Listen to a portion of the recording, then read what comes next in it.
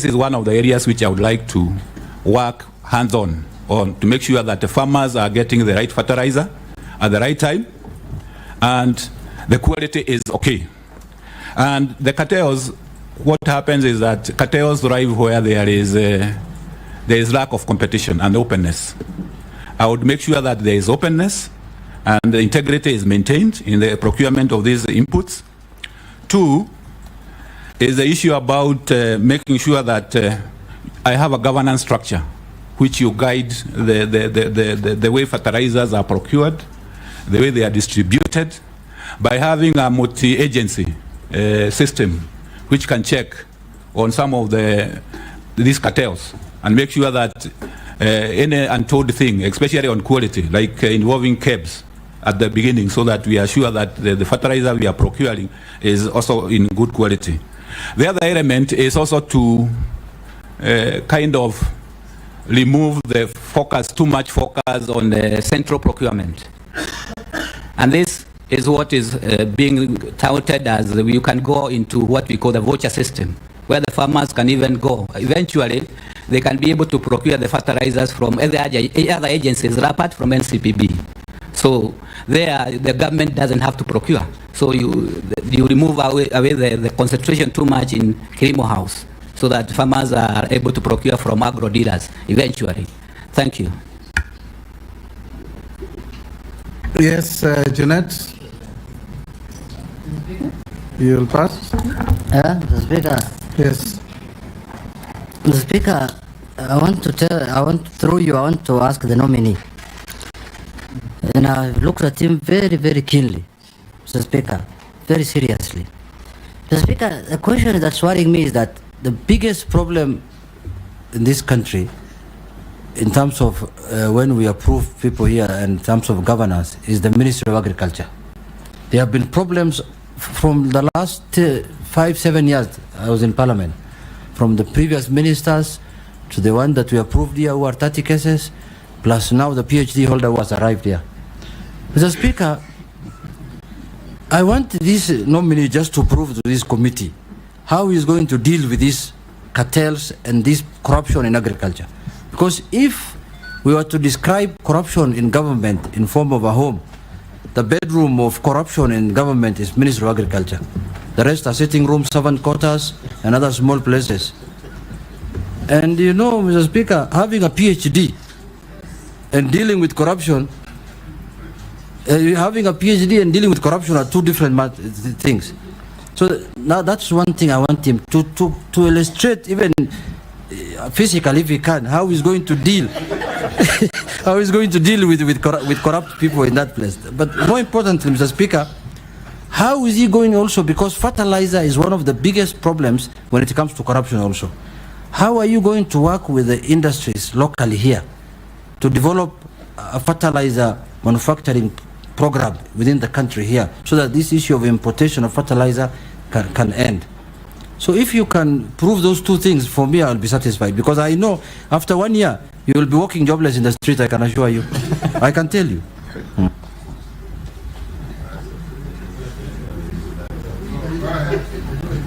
Okay, thank you, Mr. Speaker, and thank you, Honorable Jeanette, for your questions. I know dealing with cartels is a big issue, and there are many formats and very many forms. But if I am approved by this House and this committee, I'm saying I'm giving a notice on cartels. Notice that they will be out of business. In the fact that my background is that, and one of the principles which I hold very dear is integrity, not to be compromised. And the other principle I hold very dear is having the country's and the farmers' interest at first. So I will deal with them. We will do whatever it takes. Utatembea na nyundo. I will do whatever it takes, Mr. Speaker, to deal with them, putting systems in place, as I said, governance structures, making sure that I involve all the agencies of the government. I'm sure the government of Kenya is capable of, and have agencies which can deal with these cartels, and I will be in the forefront for that. Nelson? On the development of the fertilizer, It's a good one, because we need to develop the local industry. What is happening today is that most of the manufacturers we have are for bleeding. They are not for manufacturing of fertilizer. And it will be good to explore further whether they can, apart from bleeding, which is important, because we need to blend for coffee, we need to blend for tea, we need to blend for various crops. We need also to go a step further and do the manufacturing of the fertilizer. So if I'm approved, this is one of the agenda I would like to pursue. Nelson Koech. Thank you, Speaker. Dr. There is a crisis in the tea sector.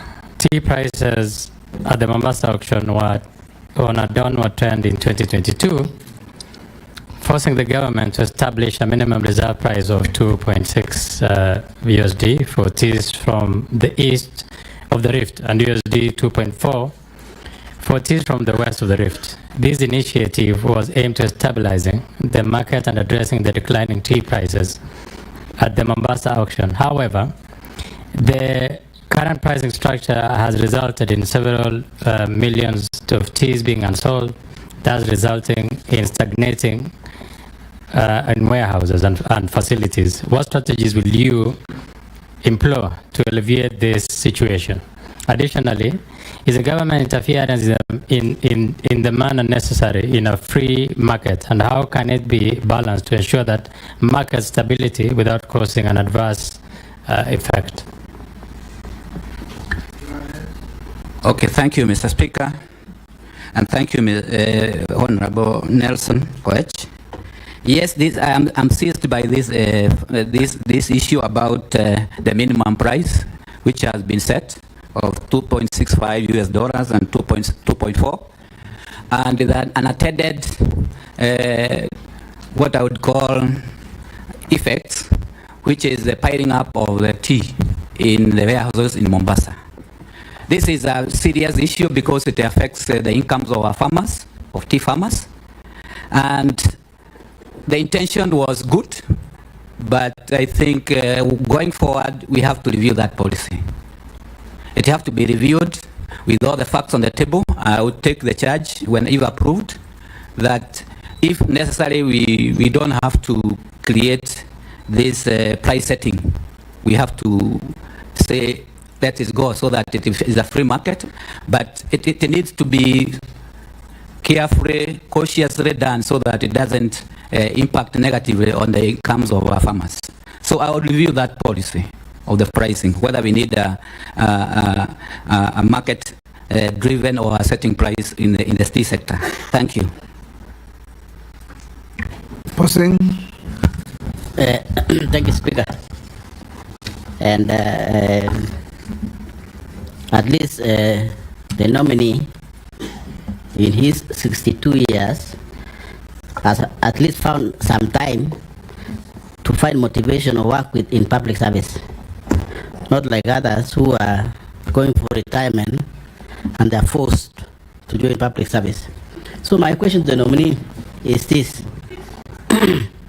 It's coming in at a time when we can view or see agriculture as dead, which is actually supposed to be the backbone of this country. But the sector is dead.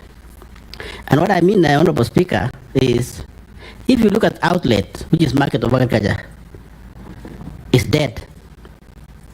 All manufacturing or value addition to motivate farmers to do their farming is dead.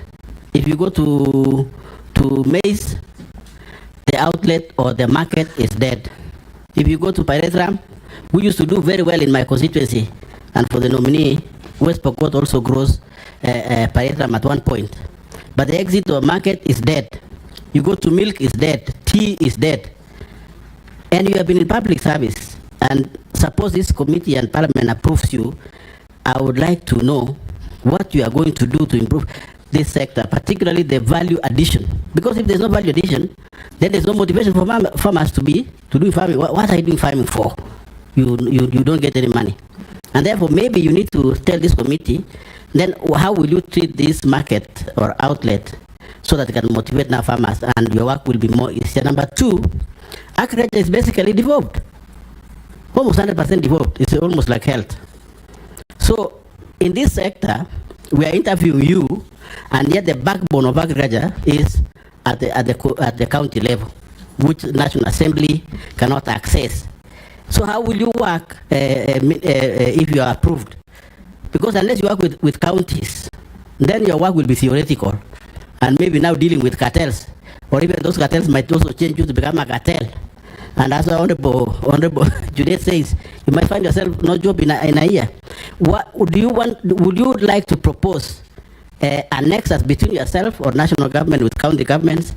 Like, for example, having a summit between the Minister for Agriculture and all ministers of counties agricultures, like having a summit, maybe 3 months, maybe 4 months.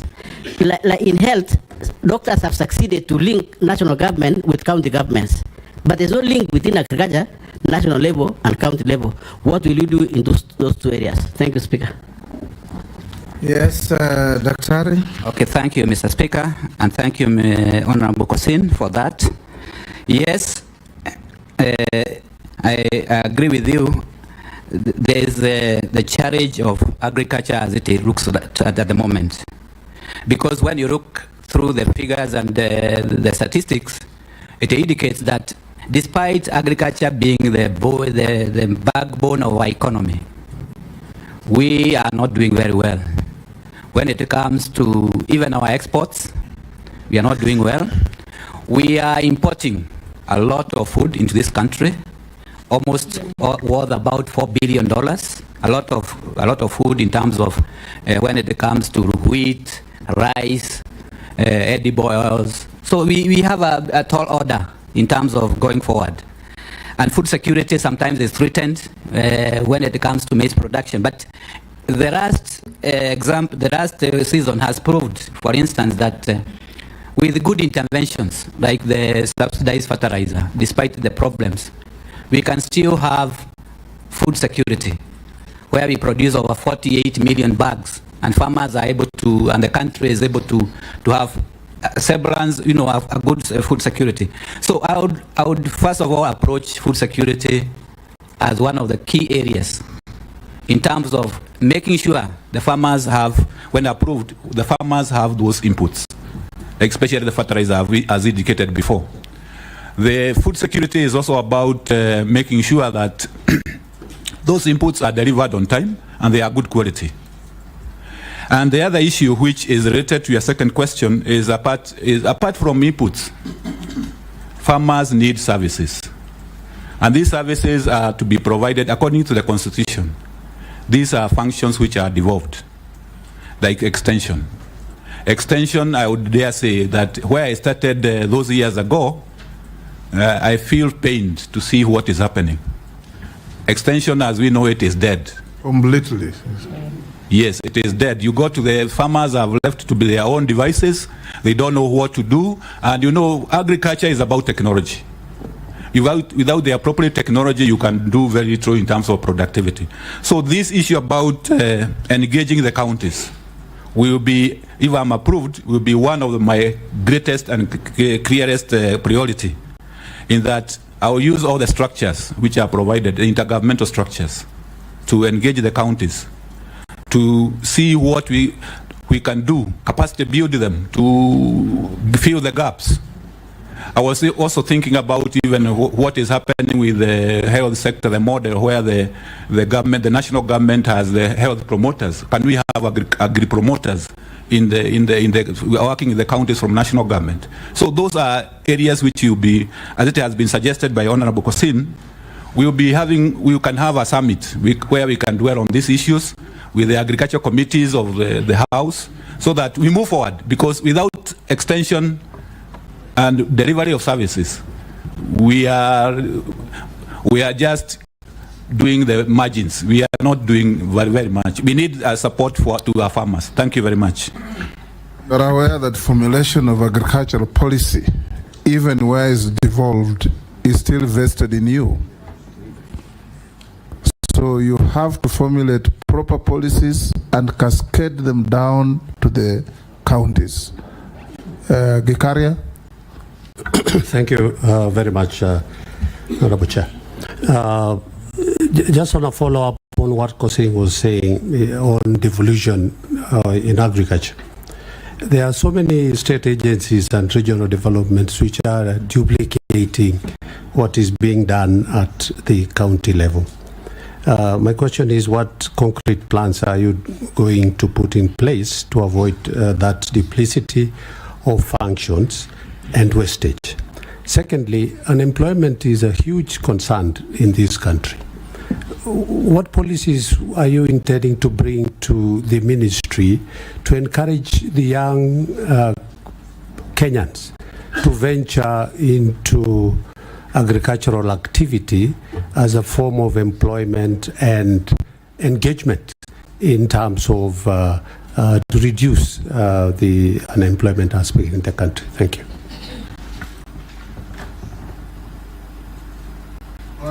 Okay, thank you. Thank you, Mr. Speaker, and thank you, Honorable Karanja.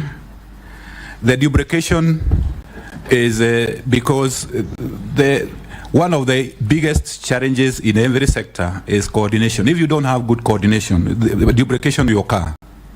For instance, I'm sure, and if I'm approved, the sector which I'm going to, the ministry, has about 36 parastatals. Very many of them doing various things. But are they coordinated? Are they tuned to the priorities of the sector? I think that is my challenge as the incoming CS, if I am approved, to make sure that they are tuned to what is the priorities of the sector.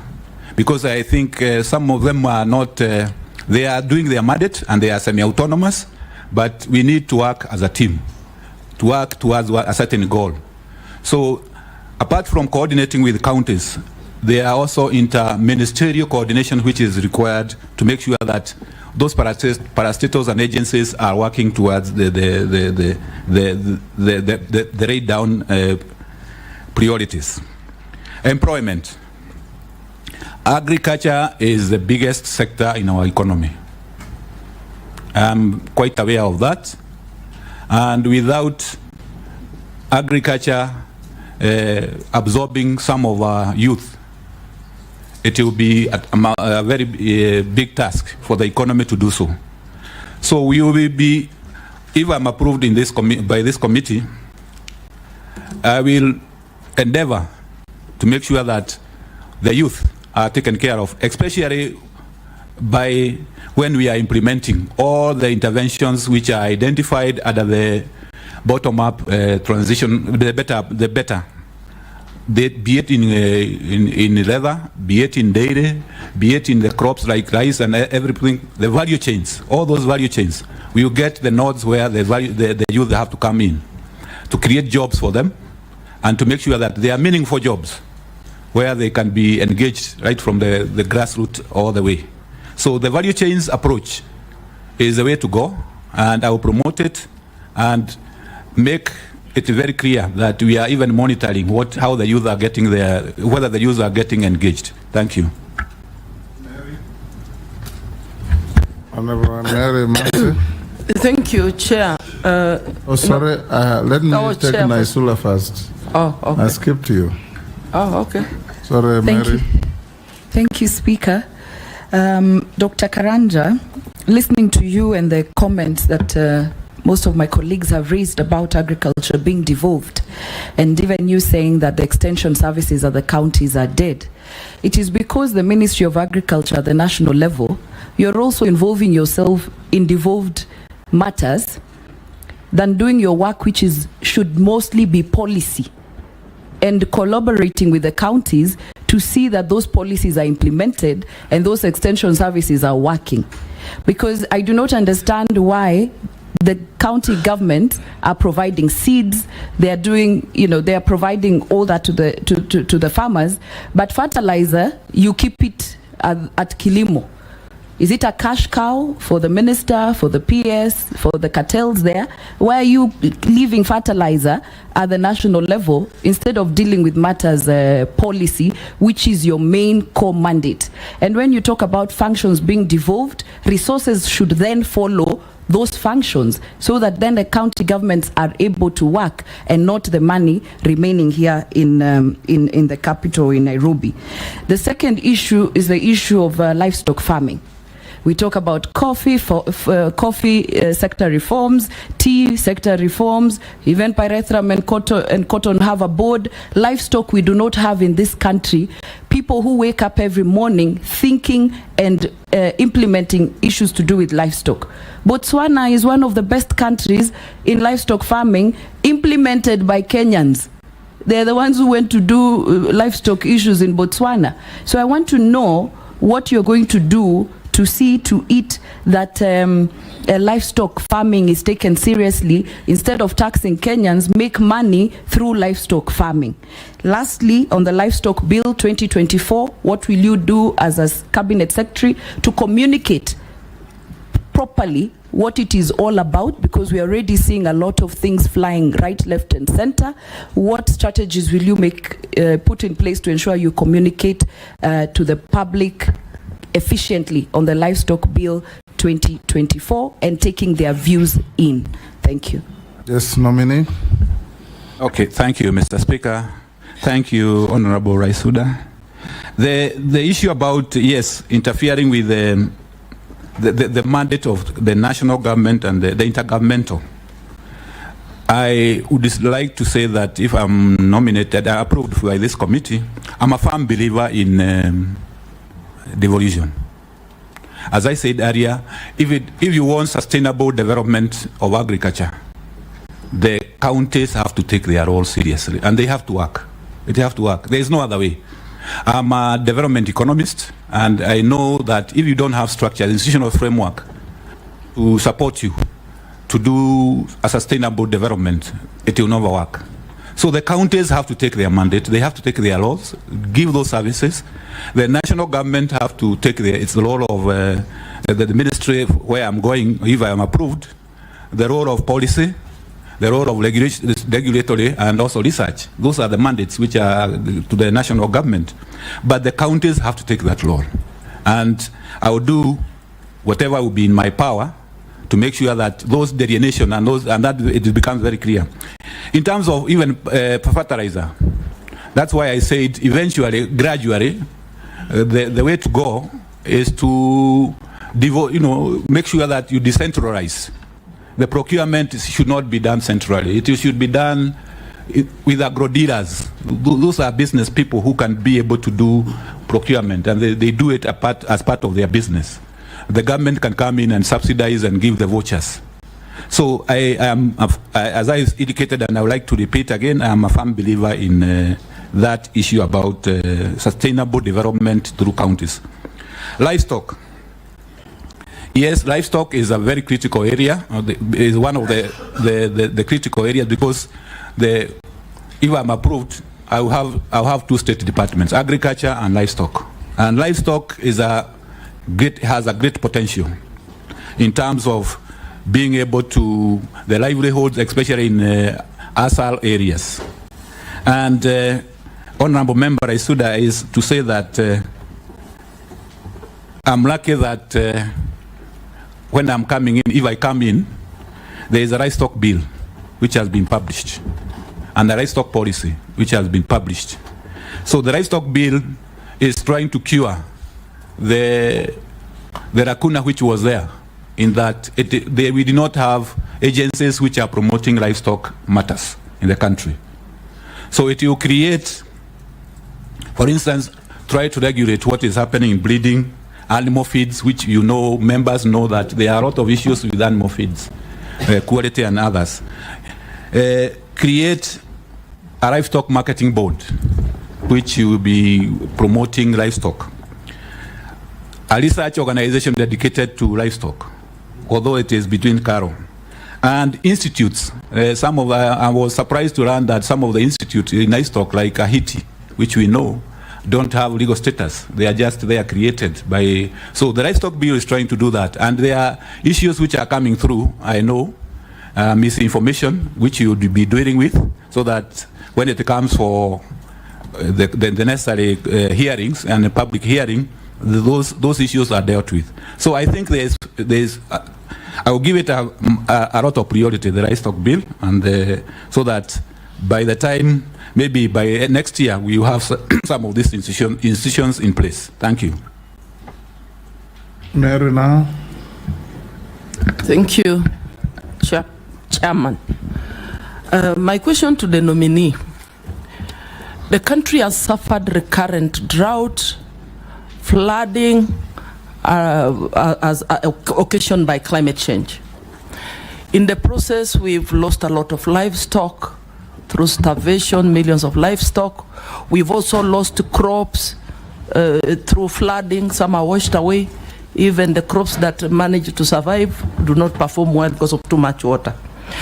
My question is, what mitigation measures can you put in place to reduce the loss of livestock during future droughts? What compensation measures or strategies would you be able to put in place? Because we know that we have livestock insurance, at least areas, livestock farmers can be compensated. What about crops, farmers that lose crops? What are your thoughts? Secondly, in the agricultural sector, we have so many youths who are trained, degrees in agriculture, even PhD in agriculture, extension officer, trained but jobless. So many of them. I don't know if you're aware of that. And we need to be deliberate in employment creation. If you are successful and you become the Minister of Agriculture, what deliberate measures are you going to put in place to ensure that you deliberately placing resources in programs that will create opportunities for these young people? Thank you. Let's take another one. Daud. Thank you, Mr. Speaker, sir. To the nominee, he has mentioned he has been in the coffee sector in the task force. What I would want to put to him is the coffee sector is in turmoil. Prices and theft at the coffee factories are rampant. We need to probably develop new varieties and value addition for coffee. What would be your position on that? Secondly, the Kenya Kwanza government, I believe, they talked about guaranteed minimum returns. And I've seen you have worked with the Kilimo Biashara as well. What would be your take on guaranteed minimum returns for all our products? Lastly, there is a bill I'm co-sponsoring, the livestock theft bill, which is in Parliament. Apparently, the Ministry of Agriculture and Livestock has got what is coming up, but instead of them bringing it to Parliament, they say that has to stop before we bring ours. So if you do get confirmed, would you be willing even to be assisted by members of Parliament bringing bills and not stopping bills because the ministry is going to bring?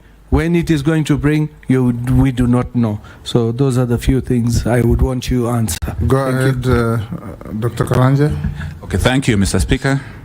Honorable Mary, the issue about livestock and climate change. Climate change is a definite threat to agriculture and many other sectors, including energy and others. And it has to be dealt with. Measures have to be taken. And in particular, when you go to livestock, especially where it is practiced in the arid and semi-arid areas, that is where climate change is becoming a big issue due to the persistent droughts.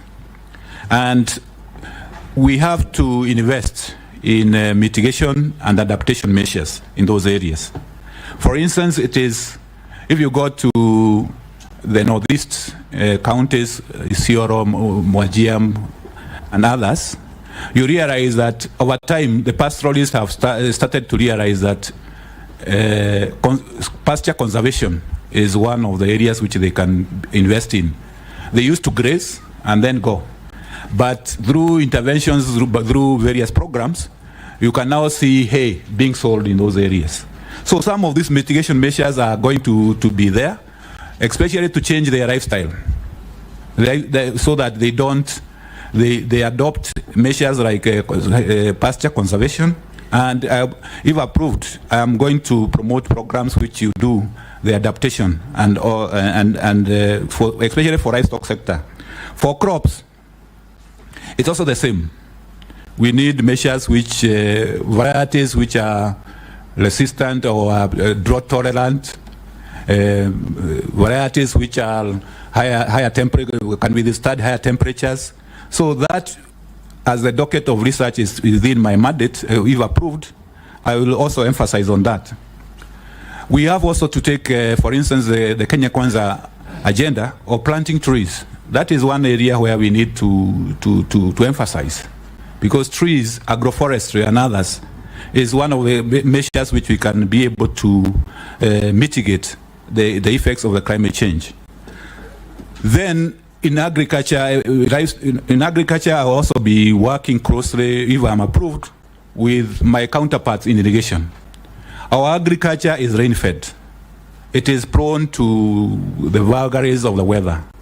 So we need to invest where we can, resources allowing, we need to invest in irrigation so that we emphasize, we expand the area under irrigation. Small-scale irrigation programs, which can be able to support farmers so that they are not caught by this the issue about climate change. Then I think insurance. At the final end of the day, because this is a risk, we need to emphasize both crop and livestock insurance so that farmers are able to be compensated whenever there is an occurrence of that calamity which occurs. Issue about the youth. I indicated earlier that yes, I'm quite aware of this particular challenge of jobless youth in the country, in the rural areas and everywhere else. And if I'm approved, my undertaking is that, whatever we are doing in all the value chains, the issue about the youth, women, PWDs, people living with disabilities, will be taken care of. Not just taken care of, but we will go out of our way to make sure that and monitor clearly that we are taking care of the youth, the women, and people with disability. Honorable Dawood, the coffee industry, as you have rightfully indicated, I started my career there as an economist. I have also served in the task force and other.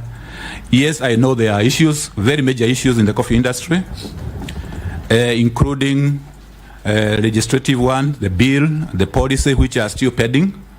This will be low-hanging fruits. I will be able to handle them if I'm approved, so that we move forward. New varieties and theft. I work with collaboration with, especially for theft, I work with the collaboration with the interior, so that we are able to see how best we can handle the coffee thefts. Because the coffee thefts are usually promoted and kind of gotten mainly from maybe insider jobs or people who have licenses who can be able to dispose of the coffee. Because you cannot buy coffee. Where do you take it? It has to be that you have a license, you can be able to dispose. So it is something which, with working together with the Ministry of Interior, we will be able to handle. So I will approach it from the policy point of view, having the policy, and I'm also aware that there is a coffee bill which is before Parliament or Senate. I'm here to take the position very well.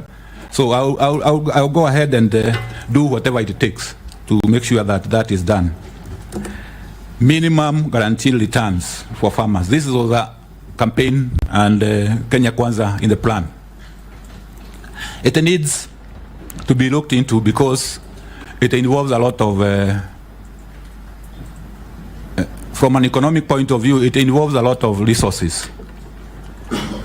In terms of if you want to guarantee the coffee, tea, you want to guarantee maize, you want. So this one, I would say that if I am approved, I will set up the necessary structures to make sure that I get good professional advice on this particular issue and the best way to go forward.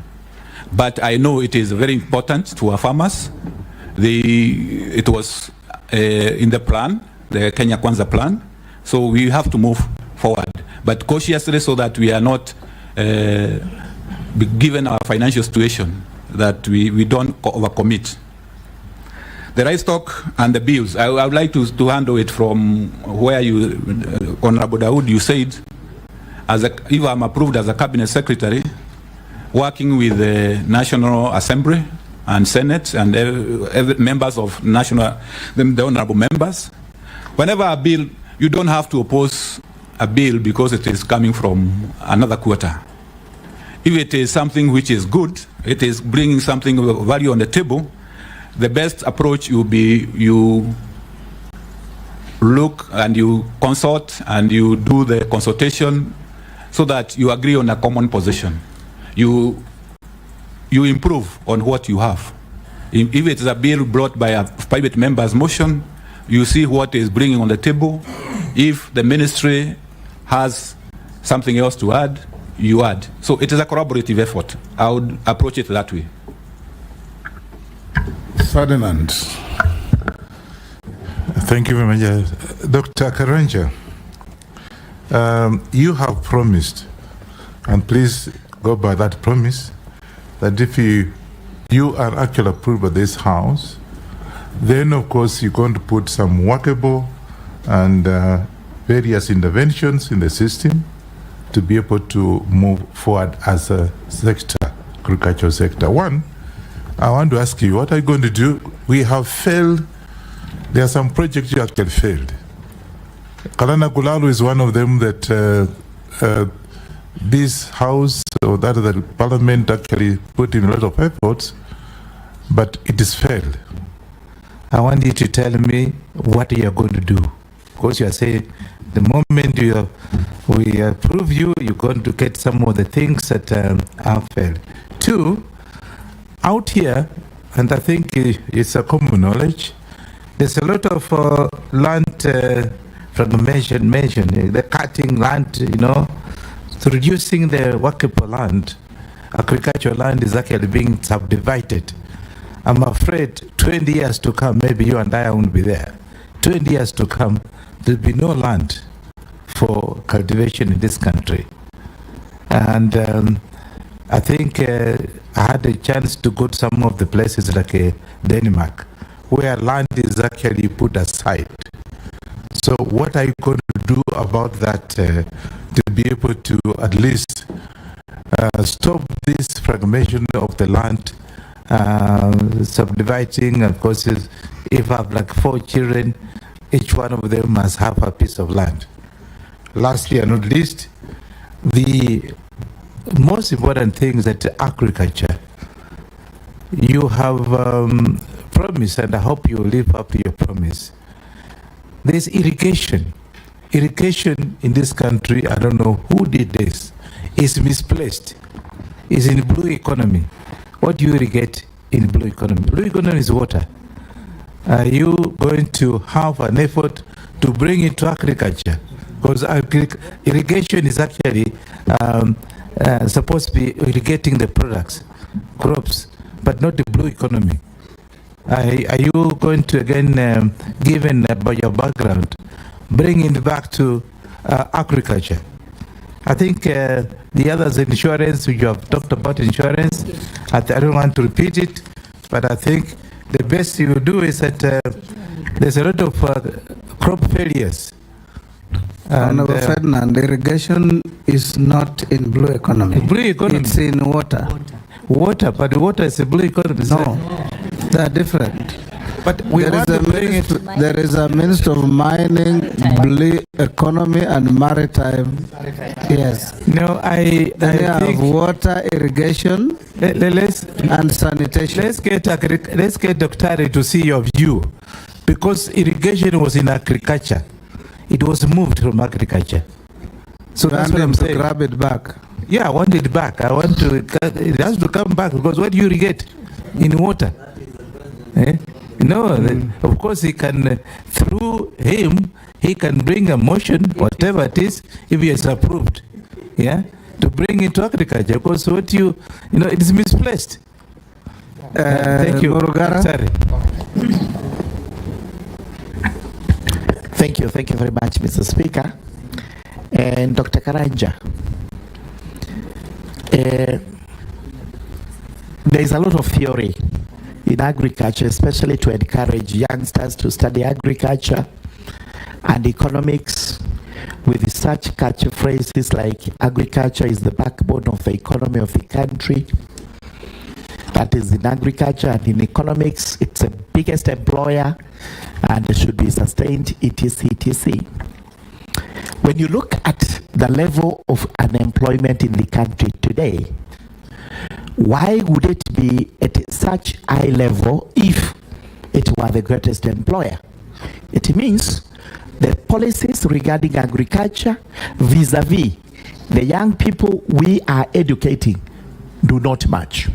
Number two, it means the youngsters do not take agriculture to be any form of gainful employment. It's dirty, it doesn't have good income, and all that. What policies would you put in place to ensure that we have a mindset change to the youngsters to know that agriculture can actually be that employer which is income generating? And if we were to do this, then the next question is, we as a country presided over the killing of some of our best cash crops in the country away from coffee and tea, including cotton. Cotton was doing very well in arid and semi-arid areas. But we elected to have Mutumba coming in, as a result of which cotton almost got dissipated. Sunflower, another cash crop, which was doing very well in those areas. We watched as we brought in edible oil from other countries and the crop went down.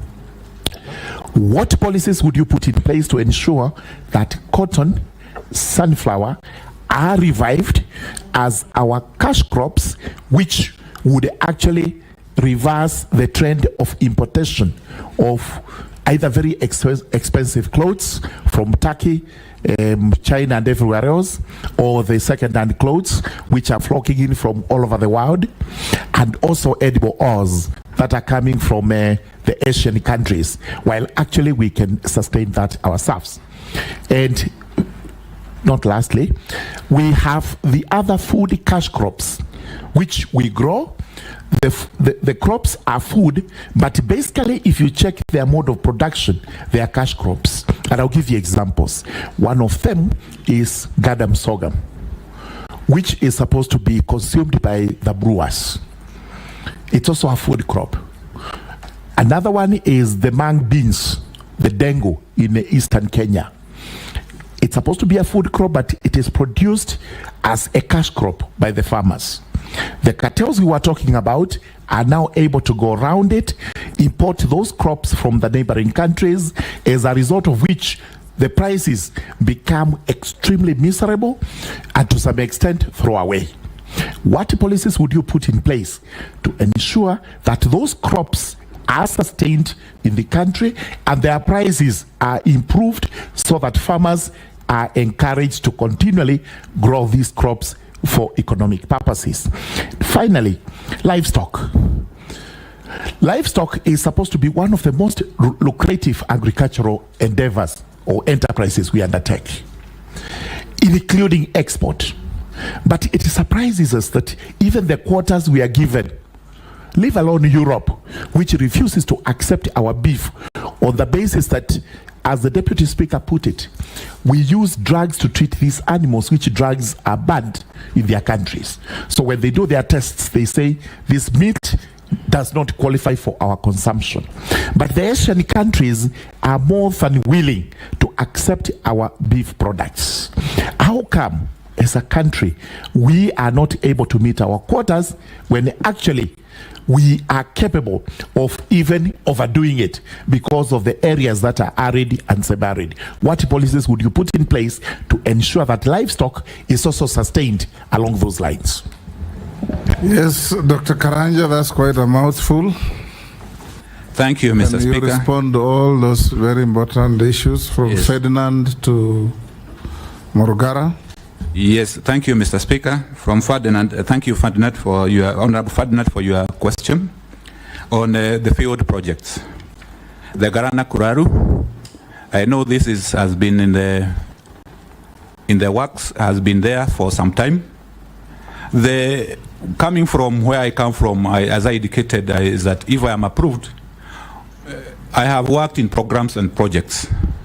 And one of the areas where you do is to do an evaluation, clear evaluation with economic analysis. If it is not working, it is not working. If it is working, then you can see what are the lessons learned and you go ahead. So I would, if I am approved, one of the areas which I would do without throwing away the baby with the bathwater is to do a candid evaluation of that program, of that project. If it is not working, then we get advisory, we move away, and we see how the best to get out or to continue. So and that is just an example of Guraru Kuraru. We will do for others, which we feel that they are not delivering, they are not getting value for money. Subdivision of land. I know this is beyond agriculture alone, because yes, agriculture is the biggest user of land in the country. And if I am approved, what I will do is I will engage the sector of land, because we are supposed to have a land use policy, clear land use policy, which delineates areas where you can do agriculture, areas where you can do housing, areas where you can do other things, so that we are able to delineate those areas. So this is a collaborative effort with the sector of land, because I'm sure and honorable members are aware, we are losing a sizable number, a sizable proportion of agricultural land to real estate in Kiambu and other areas. And this are causing a lot of concern. Even in other counties, we are doing the same. So it is an area where we are engage the sector of lands to come up with clearly with I know there is a land use policy, but we need to revisit it and see how we can implement it. Irrigation, as it has been indicated, this is in the water sector, and this, I'm sure, is an issue which our appointing authority will assist to that, and I don't want to comment more than that. Honorable Murungaru, thank you for your question. Point of order. Yeah. Yes, Daktari, you actually are very knowledgeable from what you have said. Don't tell us, don't throw the question of irrigation is something that you go to tell this committee what you're going to do. Don't tell us that somebody else holds they're talking of the same thing. We have said, and I've said it very clearly, irrigation is supposed to irrigate crops, and somebody misplaced it in water. It's as simple as that. So what are you going to do about it? Thank you, Honorable Ferdinand. Yes, I agree. Because irrigation, when you do it, especially the small one, not the big dams, which you have hydros in them, the irrigation we do for small scale is agriculture, actually, most of it. And logically, it is supposed to be in agriculture, so that you manage, because even the technical management of the irrigation scheme, yeah, it is agriculture. The water part is it's just making sure that the water is there. So that is why I'm saying, because coming in as a CS, I would love to have irrigation as one of the dockets, but definitely I need to be guided. It is not your duty to assign departments. Yes. Yes. Yes. Yes. No, but also he uses But- the water. yes. He doesn't Okay. develop the water. If I may continue, Honorable Go on. Honorable Murunga has, thank you for your questions. The issue about the youth and agriculture. Yes, it is quite something which, because you realize that agriculture has been left to the old people. One of the studies which was done by one of the institutes indicated that, for instance, the average age of a coffee farmer is 62 years. So very aged people. And the issue is about the youth might not want to go into production per se. They might not want to go to production, but what they are interested in is issues to do with the value chain, along the value chain. For instance, in agro-processing, in making sure that, for instance, if there is milk, they add value, they can make yogurt, they can do the ghee. So, as indicated earlier, some of the key value chains which has been highlighted and has been prioritized, we will try as much as possible to integrate the issue about the youth. There is also a program, informed, if I come in, and I'll try to scale it up, trying to inculcate, to teach youth about agriculture, right from the secondary schools and primary schools, so that they have the right mindset when they are coming up. Policies, edible oils and imports. As I indicated earlier, we are having a big issue about food imports. We are becoming a country of food imports. Edible oils. I was checking the statistics, and when you look at petroleum and other, edible oils is featuring very highly in terms of imports. So we need, and it's one of the priorities in the BETA, which has been prioritized, especially sunflower. So we will accelerate that if I am approved, we will accelerate that program to make sure that the farmers have the necessary planting materials for sunflower. They have the necessary planting materials for other edible oils, canola and others. And the challenge of also making sure that not only they have the planting materials, but also they have the technology to get the oil out of the sunflower. Because it's one thing to plant the sunflower, it's another thing to get the oil out of the sunflower. Cash crop, gadam, sorghum, dengu. Sustainability in the country. Yes, these are particularly good cash crops. Some of them are like dengu, gadam, sorghum. They are a bit drought tolerant, and they are grown in areas where, like Lower Eastern, the form of Lower Eastern, Upper Eastern, and other Kitui and other Machakos and others.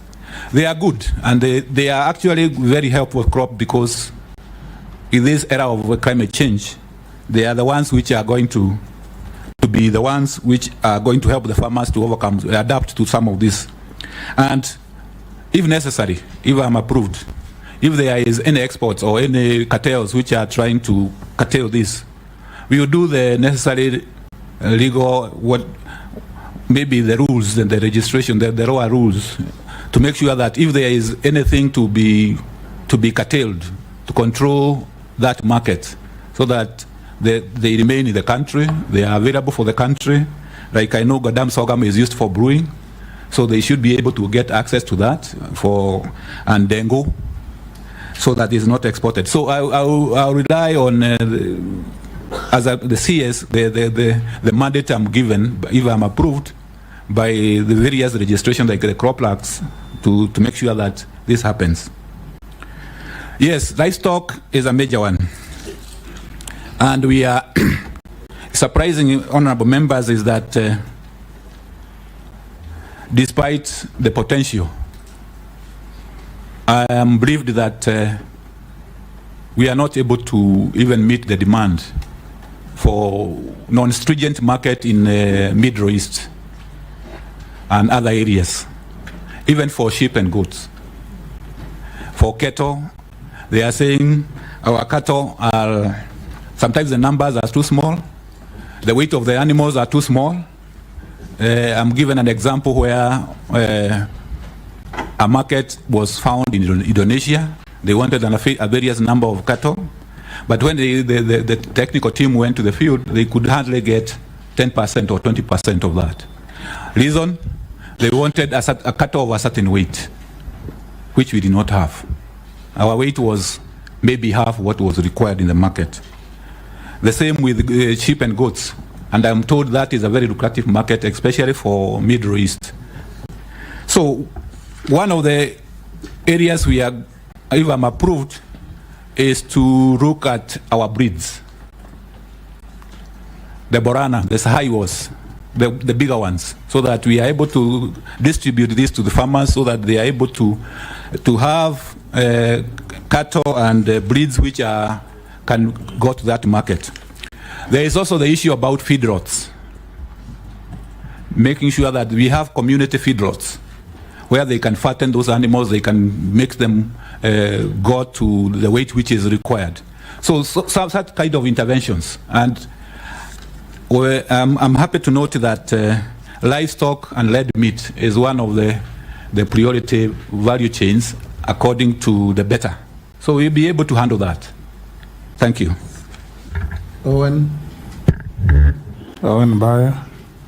Thank you very much, Honorable Speaker. Honorable Speaker, I would like to pose the following question to the nominee. I know he has taken time to explain something on edible oils, which is actually part of my question, and you allow me, it's not repetitive, but from another angle. Honorable Speaker, I would like to say that we spent around 160 billion on edible oils imports. The agricultural budget is around 84.9 billion, thereabout. And a lot of money is actually used there. AFA, the Agricultural Food Authority, has a department on edible oils. But the work that goes in there is probably very limited. Probably they are managing more the imports than actually growing the edible crops in this country. And that's why we get into this. And what do they get? They make around 2 billion shillings a year for the tax that is imposed on edible oil. And therefore, we are not solving the problem on edible oils. In the past, the nominee, crops such as coconut, cashew nuts, groundnuts, crops which are very passionate about because the region I come from actually grows these issues, but they have been neglected completely, such that coconut and cashew nuts are crops that are continue to decline. We have old boughs, we have the old tall coconut trees, and the productivity is shrinking every day, and yet we continue to import. We have the solution. The coast of Kenya and part of the eastern part can grow this macadamia and simsim, sunflower, all those crops, and it made the people of the coast very rich, and the country got enough revenue, but they've been on the decline. And yet AFA, the department, the area of edible crops, is not doing much. Tell me, what kind of reforms will you bring to reduce the imports on edible oil, both legislative and policy, and also increase the production of cashew nuts and coconut so that we can cut down on the budget on oil crops? Secondly, Honorable Speaker, ADC is Agricultural Development Corporation, which is supposed to help the agriculture department. And one of the things that ADC did was to have enough land set aside. I had the question on now we are moving to settlement, and but ADC has swathes of land. But what has happened for many years, there has not been any protection on this. They've been divided, they've been given out. I know even the ADC in Malindi, they have a huge farm in Malindi, but now they're actually renting their own farm because people grabbed it. Now the land they own, they are actually paying rent on. In terms of policy and legislation, what are you going to do to protect ADC and actually spur the productivity of ADC to ensure that as a country we still anchor ourselves in agriculture, and from agriculture to manufacturing and to jobs? I thank you. Robert. Thank you, Mr. Speaker. The nominee has come out as very brave because there's one answer he gave I was very impressed when you said that you're willing to even advise in correcting the mess in state departments in the ministry. When you said that you feel that irrigation is misplaced and you will fight for it, that means you're a brave man. Now, I want to just point out two things. One which was raised by Honorable Naisula on the issue of Botswana, which actually exports 95% of its beef products to countries like Norway and the United Arab Emirates. And what she said is what I want to confirm, that actually they have a Botswana Meat Commission which was borrowed heavily and fashioned after Kenya Meat Commission. But years later, while theirs is thriving, Kenya's KMC is actually now in the hands of the military. So I don't know, what would you do? Because as a brave person, you must be able to make very serious and tough decisions to bring back that livestock sector to what it should be. Now, secondly, the other issue is the issue of corruption in the ministry. From NCPB and those state departments within the ministry, there's a lot of there's rampant corruption. In fact, I will tell you that at one time, just recently, Kenyans were treated to a circus of the sale of funny product in the name of fertilizer, and the parliament was actually seized of the matter and tried to handle it. Now, there's a gentleman who was my neighbor. This is a real story. And he had a piece of land, 5 acres. He was actually selling it. We were trying to get a buyer for him. Then he got appointed to the Kenya Sugar Board. Within a few months, he now started buying off all the neighbors and stopped selling his land. There is a lot of money that gets lost in our state departments, especially the agricultural one. Now, I've seen that you are worth 214 million.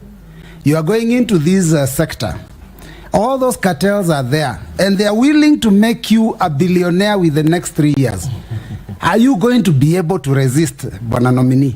Thank you, Chair. Yes, Dr. Karanja. Yeah, thank you, Mr. Speaker. Will they make you a billionaire, or you are a billionaire already? Thank you, Mr. Speaker. And thank you, Honorable Owen Bayer, for your question about this issue about edible oils. Yes, this is a classical case of we need to do import substitution. We cannot continue spending our good money importing things we can do in this country. As I indicated earlier, the edible oils is one of the key priorities in BETA, and if approved, I have no other alternative but to work day and night to make sure that we reduce the import bill, especially on edible oils, be it on sunflower, coconut, and cashew nuts. I know especially in the coastal zone, these are very good crops, and which has been there, naturally growing there.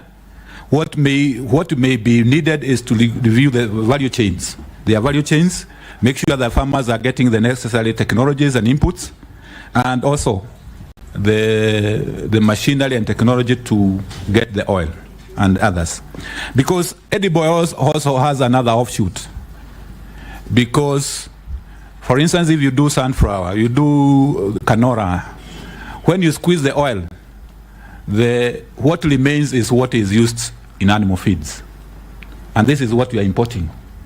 So it has it will help us in those areas that we get the oil, and also we support, especially our animal feeds industry. So it is quite a good industry where we need to work on. And if approved, I work day and night, I can assure you, to make sure that we reduce this import bill. It has been there. I know even in Western Kenya there is also the issue about palm oil, which is coming up, where we can get the varieties to plant there. So it's something which is an open potential. Mr. Chairman.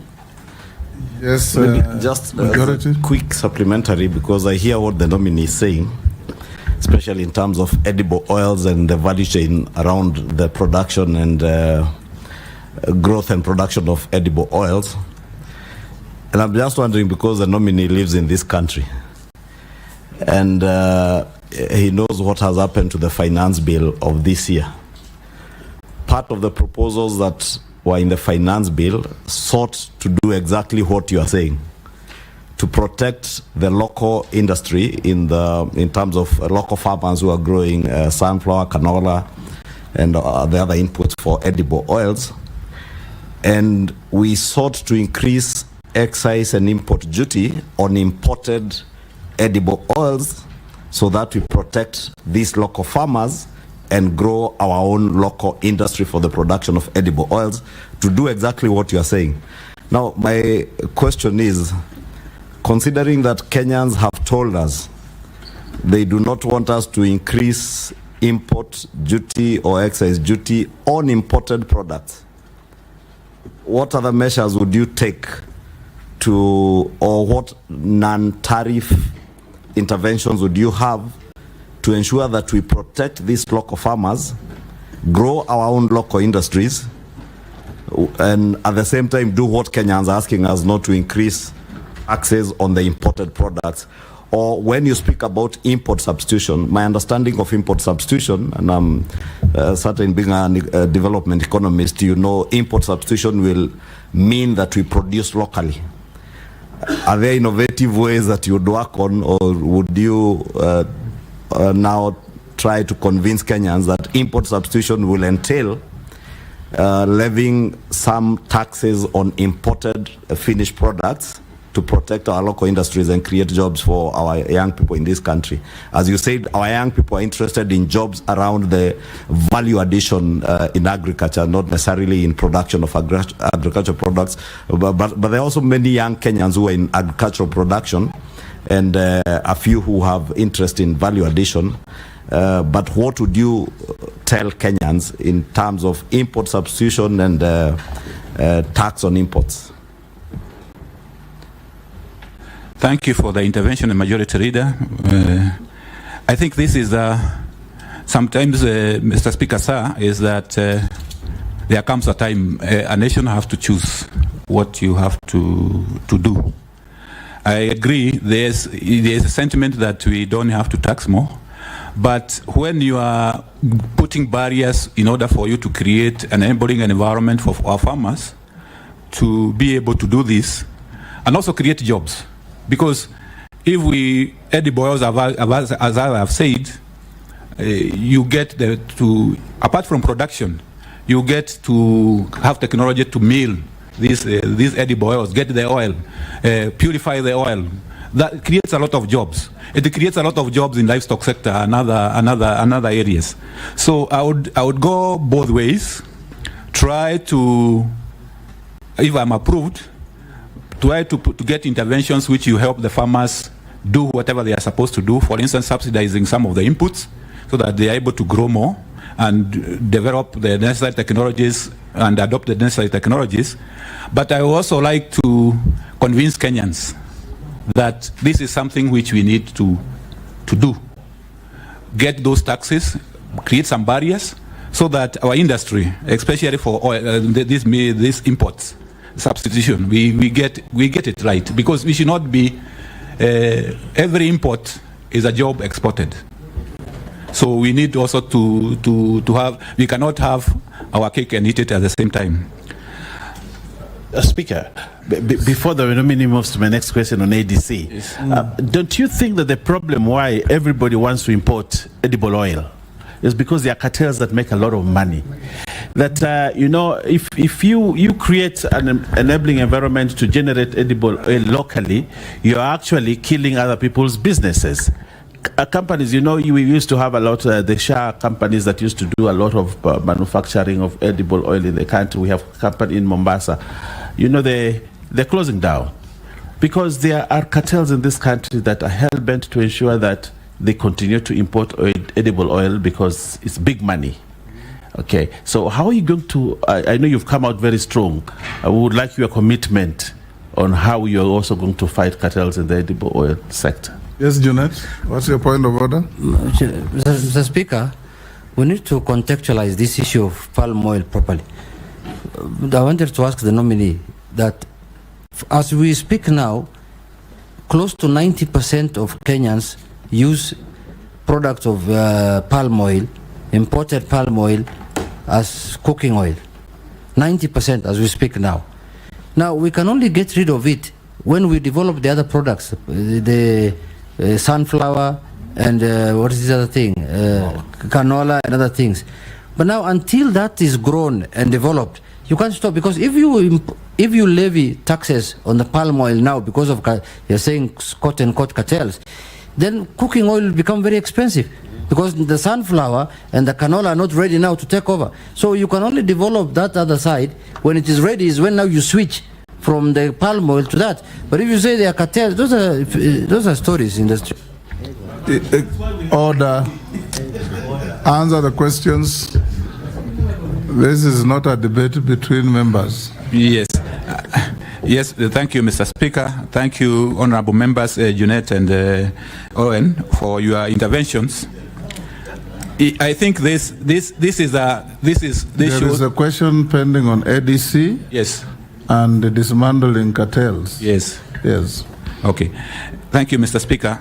I think this shows you the robustness of this debate, that we need to deal with the two sides.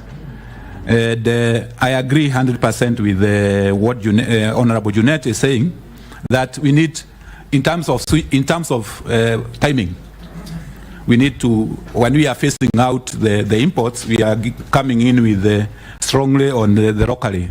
So that is a matter of timing. That is a matter of timing, but we need to yeah. Thank you. So I think that's one issue which I would definitely, if I'm approved, I would look at it and see the switching the timing. If I go back to Honorable Baya, there was issue about ADC. ADC used to be a very prime parastatal government agency, where we used to get even the planting materials. We used to get, for instance, even livestock, Mutara Ranch, the rest, but it has gone down. I don't know, I will have to, when I get, if I get approval, I have to make sure that I visit them, I know what is aiding them. And the issue is, what role should they play in this dispensation which we are in? For instance, we know that we need a lot of planting materials, we need a lot of, like we are talking about livestock breeds, the Sahiwas, the Borans.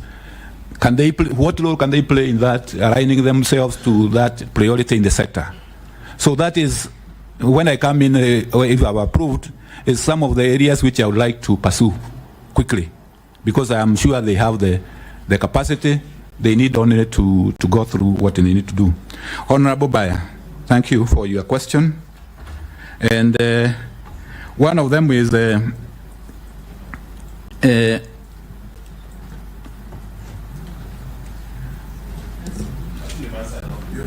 oh yeah, most of them I'm answered. Yes. Whether I can resist, whether they will be able to make me a billionaire. I come, Mr. Speaker and honorable members, I come from a point of, one of my clear areas which I am saying is non-negotiable is that is issues to do with accountability and being able to stand for what is public good. And I think that, to me, will be uncompromised. I will pray to God that I will not vacate that principle. Yeah, because I need divine intervention. I know it's not easy. You should start with your will to resist before God helps you. Yes. I'm wondering, because he's saying he's going to pray. Are you going to pray so that you are not a billionaire? Because the question was, are you going to resist those cartels? He will pray to God to give him courage to resist. Yeah, Mr. Yes, Mule. Yeah. Yes. Thank you very much, Mr. Speaker. Dr. Karanja, I have no doubt in my mind you know exactly what entails in the entire agriculture and livestock sector. And as members of parliament, we are here to hear you and your suitability. And I know we are live to the entire public, and quite a number of Kenyans are watching. And I want to get a feedback after this from the mama mboga, the tea farmer, the coffee farmer, the sugar farmer, whereby you tell them on their face on the actual policies you are going to do. And I'll give you two scenarios. The first scenario is that we have a crisis and at the tea sector, whereby 32 billion shillings worth of tea is unsold at the Mombasa auction, whereby it will enter and hamper the payouts to the farmers at the tea sector. As we speak, the mama mboga at the market right now, who expect to get tomatoes from the local farmers and come and resell to make little money, the entire market as we speak today, Korokosho, Kibera, Kamukunji, any market, is flooded with tomatoes. It's flooded with sukuma wiki. It's flooded with onions. It's flooded with cabbage from within the country and our neighbors.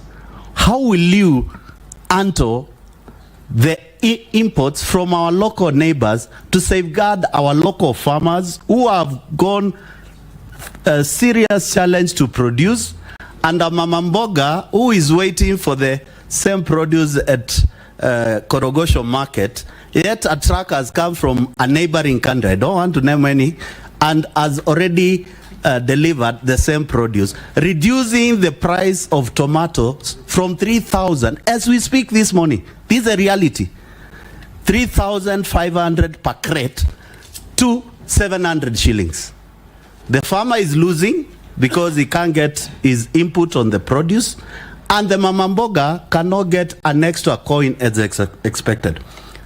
The coffee industry, the farmers at this right time, most of them are picking up coffee, taking them to the factories. They are not very sure.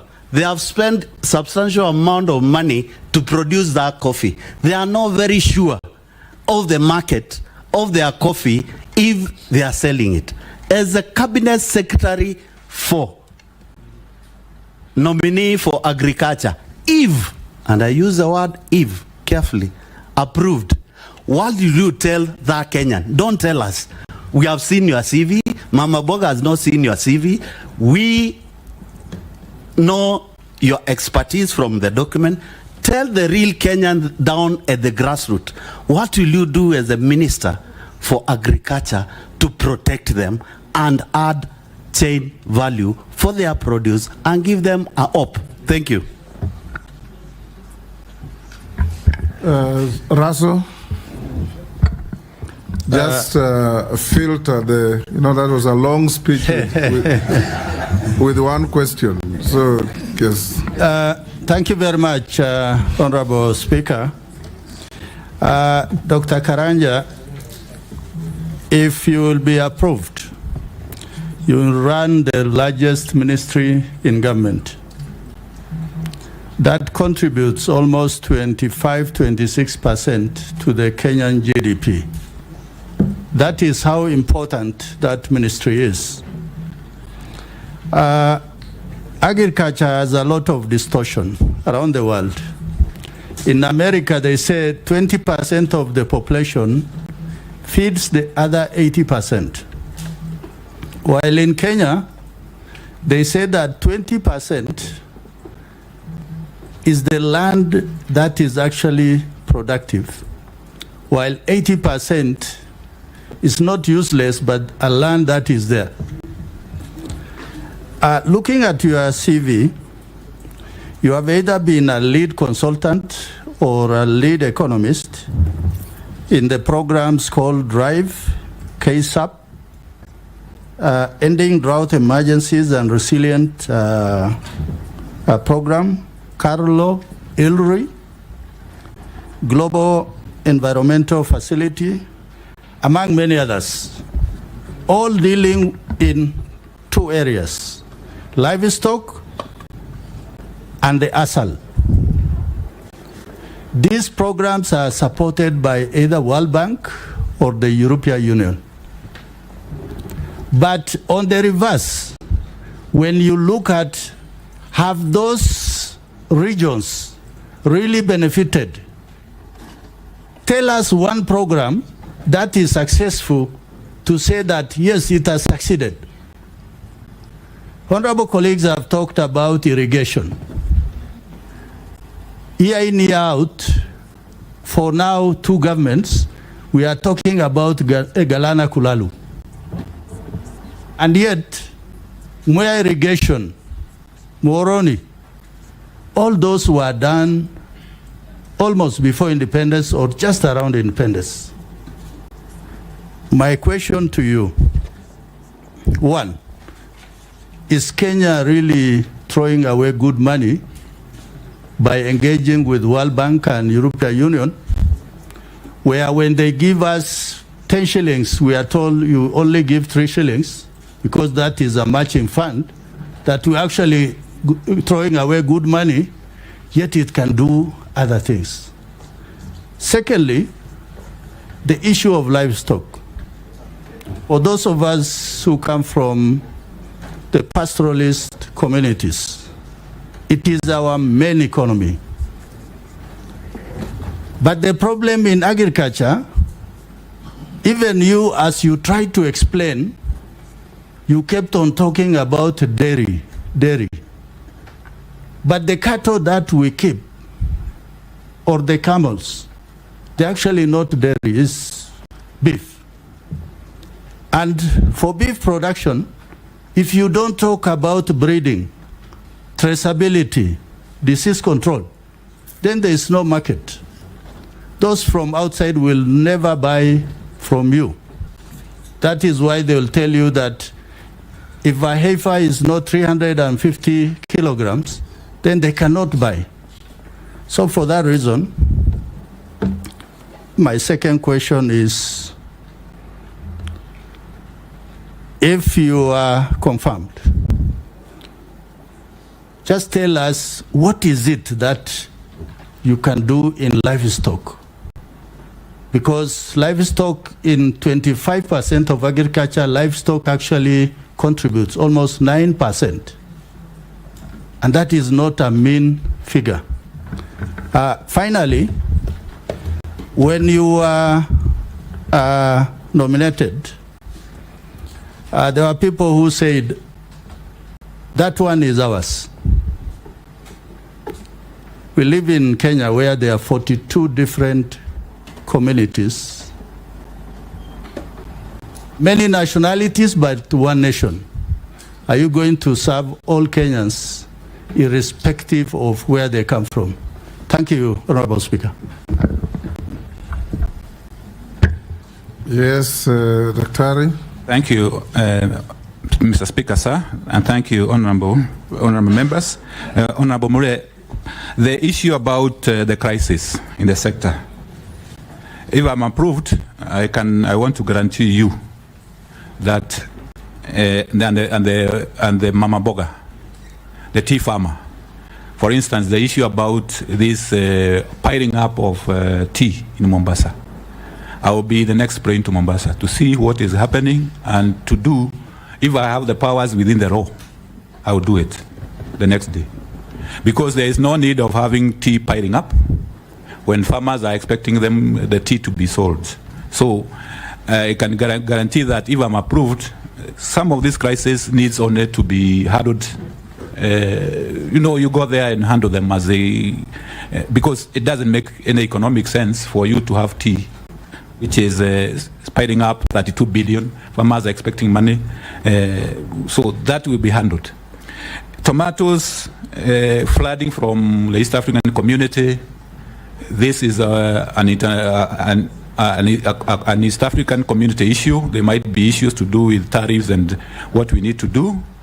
We intergovernmental, interministerial with our colleagues in the East African community docket to see what we can do, because sometimes you don't want also to escalate with our neighbors. It doesn't. So I also look at that, and I can assure you that, Mama Boga, that we need to do. Yes, we also need to look at ourselves. Why is tomatoes from our neighboring countries coming at a cheaper cost? Address what I would call the root cause of the problem. Is it our inputs which are high? Is it our methods is it our varieties which are not good? Because I'm not sure our neighboring countries are subsidizing their tomatoes. So there must be something they are doing we are not doing. And we need to look at that and address it so that in a sustainable way, because even if we put the barriers and then we are producing at 3,000 or 2,000, and they are producing at 2,000, always the market will always shift towards them. So we need also to look at that. Coffee industry. I will also look at the coffee farmer and tell them we will finalize whatever reform. If I am approved, it's one of the areas which I have a comparative advantage, having worked in the coffee industry for long, and I know what is required to be done. The reforms which are remaining should be done so that the coffee farmer enjoys the whatever is supposed to be enjoyed.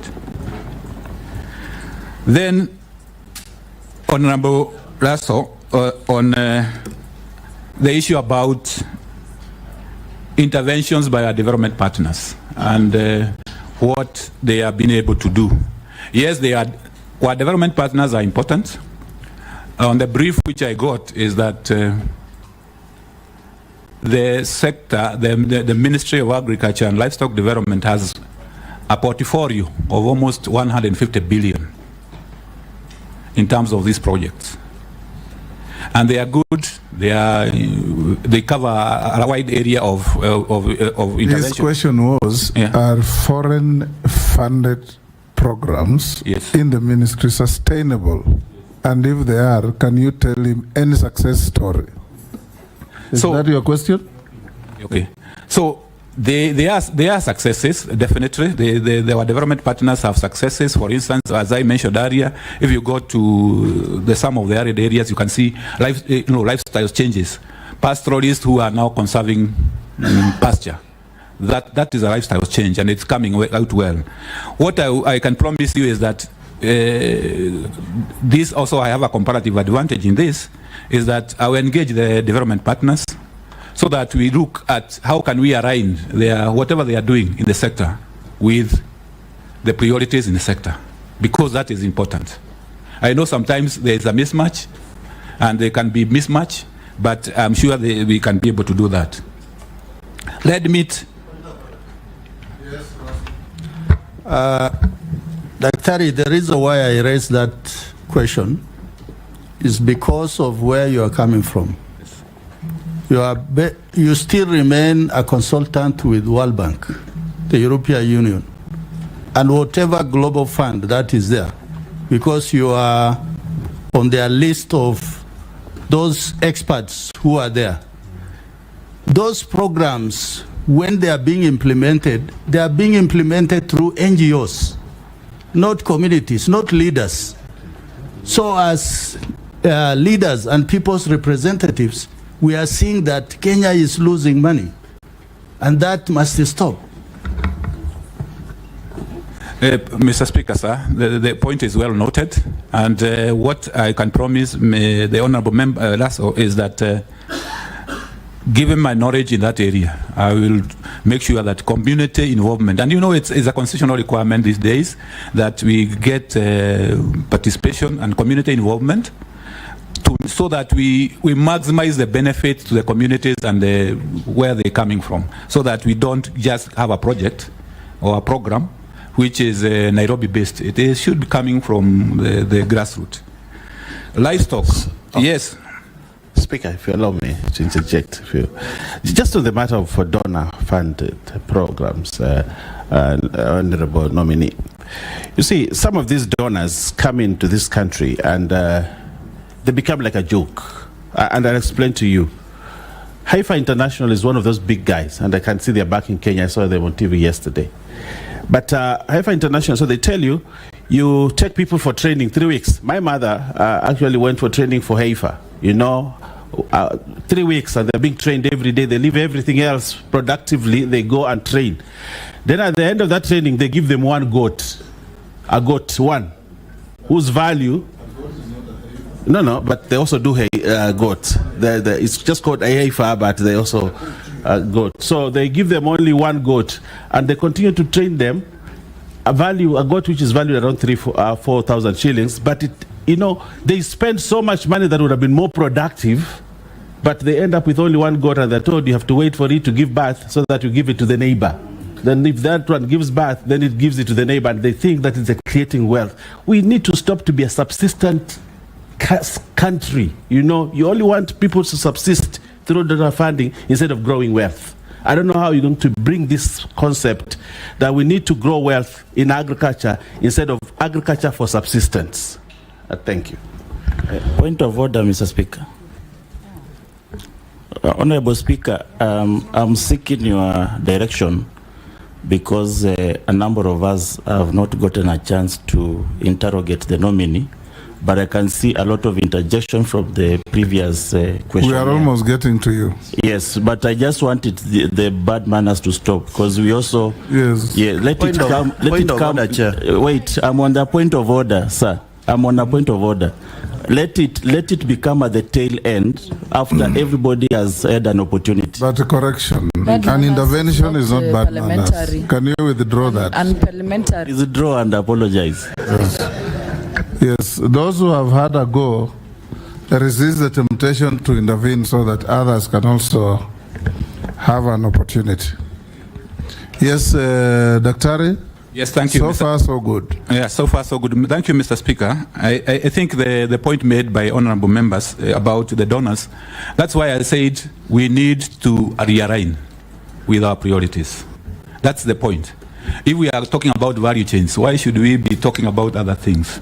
So I think that is, and if I am approved, is one of the areas which we will engage our development partners so that we align with our priorities, the government priorities and the community priorities, so that we move forward. Livestock, beef. Honorable Raso talked about livestock and red meat. Yes, these are very important. If I have created the impression that it is not, I have not taken care of it, it is not intentional. Because red meat is actually one of the priority areas.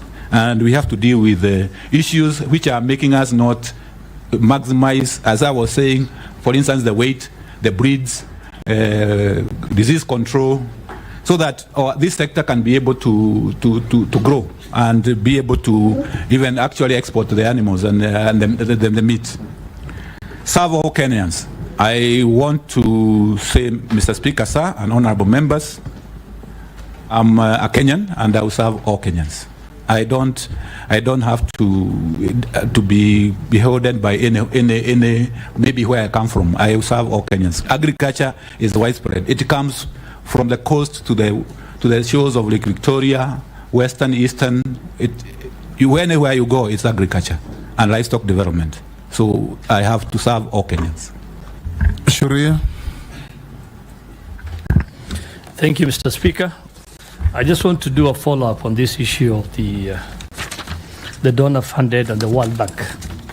But mine is coming from a different angle, and most of these projects that are done through the World Bank, they normally tend to collapse at the end of the program and often add the debt burden to our country. How are you going to ensure that these World Bank donor-funded programs and projects and address the fundamental development issues in the country to ensure value for citizens who have to repay or carry the debt burden of the nation? Question number 2. Pastoralism, as you said, is a key economic activity in ASAL, areas covering about 80% of Kenya and supporting a third of the population, and holds 70% of the national livestock, faces significant challenges. How do you plan to address, or what measures would you put in place to improve productivity in this sector if approved. I thank you, Honorable Speaker. Let's take Honorable Mishimbogo. Yeah, thank you, Honorable Chairman. Honorable Chairman, the talk of the day is about fake fertilizer, but you are forgetting that we also had fake sugar, or rather poisonous sugar. I remember during the last regime, there was the scandal on poisonous sugar, whereby a large consignment of sugar found its way into Kenya and in several godowns. Our question is, what is the safety of Kenyans in terms of consuming poisonous food products such as sugar? And Honorable Chairman, I know these people are cartels, and they're the same cartels who are sabotaging revival of sugar industry. So when you are confirmed to this docket, how are you going to deal with the sugar cartel? Because this sugar cartel is big, and these people, they have what we call godfathers. They are protected with godfathers. And that is why today the sugar industry is not doing very well the way it's supposed to do. We need to do some intervention on that, and let Kenyans hear what you are going to do. My second question, Honorable Chairman, it is about how do we improve in terms of agriculture. I'm looking at the challenges, and one of the challenges is about land. But today, we have vast land in northern, eastern, or rather, ASAL areas. I'm wondering why, for many years, over 50 years from independence, that up to today, we have not done intervention in terms of having new agricultural technologies. We can maybe borrow from countries like Israel, where a bigger part of it is desert, and yet today is a big exporter of fresh produce. What intervention or what measures do you have in place to ensure, as a way forward, we are going to utilize the vast land in northeastern, or rather ASAL areas, so that we are food sufficient in this country? This narrative of saying each and every time that we need to be food sufficient, and yet there are no intervention done. Today, in the same areas, we can have flood, and there's a lot of water, but do we harvest that water? In Tana River today, we have floods. In Budalangi, we have flood, but again, we'll have drought. So how are we balancing that to ensure that we are food sufficient in this country? I thank you, Honorable Chairman. Mr. Mukami. Thank you, Chair. Our nominee, my question is regarding new KCC. We have a serious issues in new KCC because the government has been pumping billions of money, and yet the company is not able to sustain itself. If you compare new KCC with Wakulima Dairy in Nyeri or Githunguri Dairy, they are able to pay their farmers within a month. But new KCC, the farmers normally get their payment after 120 days. Like this financial year, the new KCC has made a loss of 1.4 billion. So I want to know, if you happen to get this chance, what are you going to do to make sure that the government is getting value of money? Thank you. Yes, Dr. can you answer those? Yes, thank you, Mr. Speaker, sir. Thank you, Honorable Solei. Donor funding.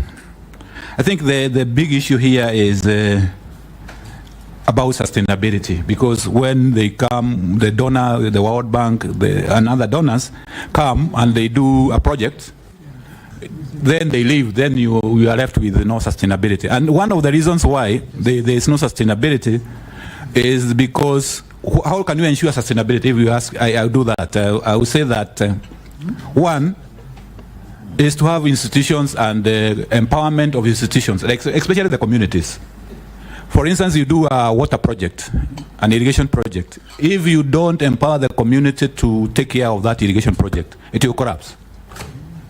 It will collapse. So we need to inculcate the issue about community participation, so that communities are able to participate.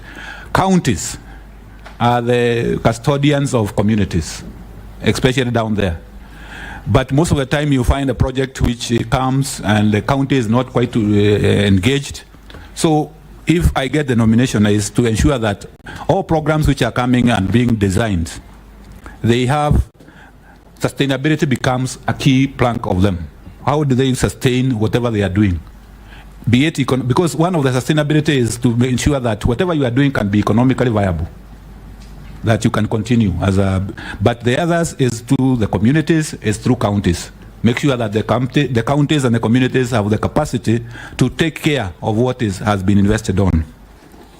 Livestock productivity, I'm sure we have talked about this in terms of making sure that the breeds are there. Disease control is well taken care of. And when I talk about livestock here, I'm talking about both sides, the dairy side and the red meat, especially in the assals. So that, and I talked about even the feed rots, so that you intervene and make sure that we have the right weights for export. Honorable Missy, fake fertilizer, sugar, cartel. When you look at the sugar industry, it has been, we have a deficit of sugar, and that's why the problem starts.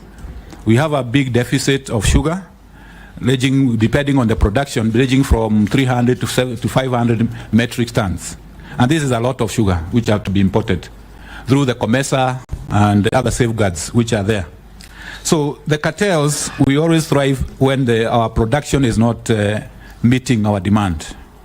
So one of the measures to actually talk about the sugar industry is what do you need to do in order for you to improve on production. You close the gap so that you are able to manage the quantities which are coming into the country.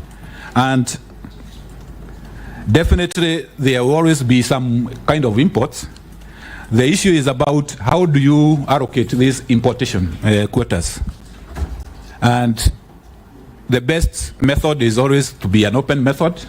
I know that is maybe challenging in one way or the other, but I'll try as much as possible, if I get approved, to have a competitive method of allocating this, so that the cartels, even if one of the ways of dealing with the cartels is opening the information, transparency. Yes, so that you get that. Vast runs in. Yes, it is there, especially in assals. 70%, almost 70% of our land is in assals. Vast land, it is used. Some of it is used in livestock and other engagements. But the major measure here is, what are you doing to make the land more productive? And that is why I was talking about working with irrigation, working with introducing the right technologies so that they are able to do. Getting technologies and also getting examples from other countries like Israel. So I would if I get approved, definitely this is a resource which I would like to look into, the vast land in Nassau and how it can be done, especially on red meat. Honorable Mukami, New KCC.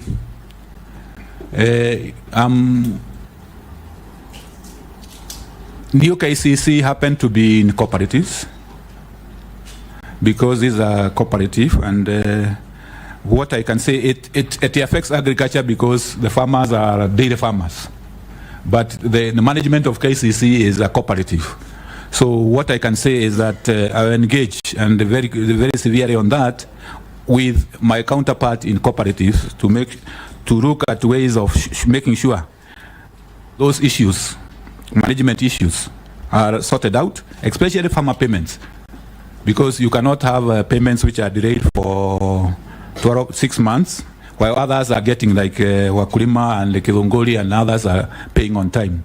So this is one of the interministerial collaboration which I have to seek if I get approved.